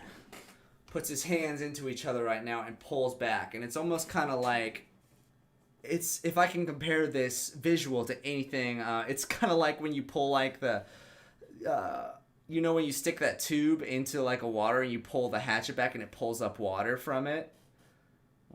Like a syringe, basically. He pulls back and this massive array of just raw energy starts arcing from between the back of his left palm, or the back of his left hand and his right palm. As he pulls away, the further it gets, the stronger the arcing becomes. And then his fingertips basically kind of connect with the rays that are igniting for the 4 points that he stabbed on your chest. And then you feel it. It's like a shock of basically like the longest lightning bolt strike imaginable. Connecting the center of that mark with the palm of his hand. And it lasts for a good 10 seconds before he finally closes his palms, and the pressure that's just been zapping on your body releases. And those 4 points, instead of emitting a light, start this faint blue smoke and this travel upwards, kind of like an incense candle. He walks towards you as slowly as possible after muttering the words Soulgate open. And in his hands, in the palm of his hands, you see what appears to be the tiniest blue wisp. This almost like something you see out of a Disney Pixar movie. Just this cute little apparition that kind of skirts back and forth on his palm. And as gently as basically a mother consoling a child, puts it right up to you. And this little apparition goes straight inside of you from this little mark. He pulls his hand back, closes his hand, and the mark closes in on itself and disappears within a moment. And you're only left with like the red burn marks from where the zapping attacked you, as he mutters the words, Soulgate close. Alright, get some rest. You are going to have the worst 5 days of your life, starting tonight. We're going to end there.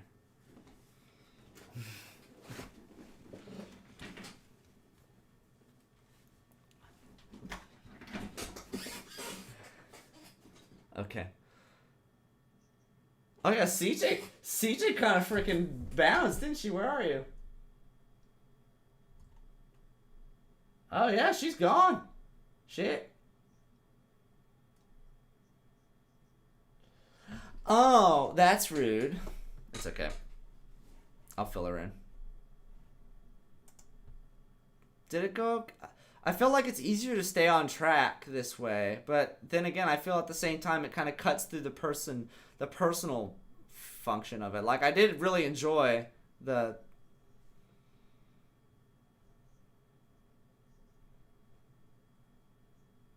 Mm-hmm.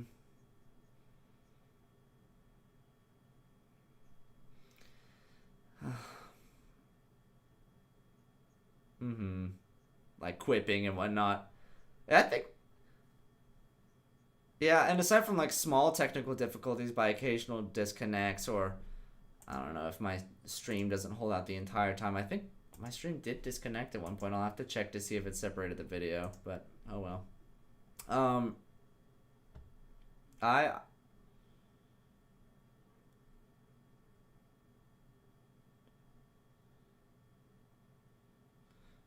this is the most active I've ever seen you during a session, Emmy. Like, I am surprised. You have been spearheading a lot of the conversation, and I don't know how to react. Like, I'm like, Emmy, whoa, stop.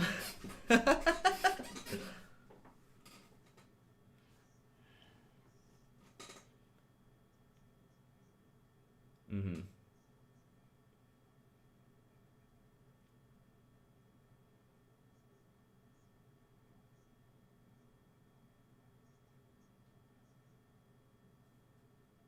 Yeah. I feel like that's kind of how it is now. Like, yeah, if you speak up, it's got to be important.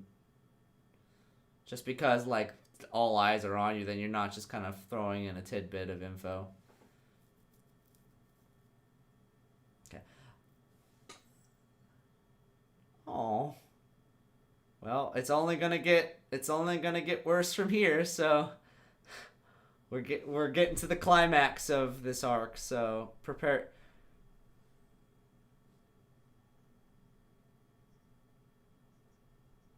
Yes. I'm just throwing this at you and hoping that you quit properly.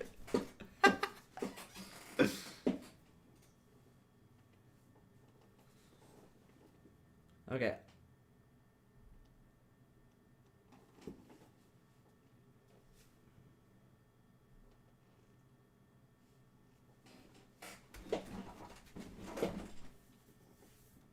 Oh, Airmail's a force to be reckoned with, so I'm excited that he's finally here.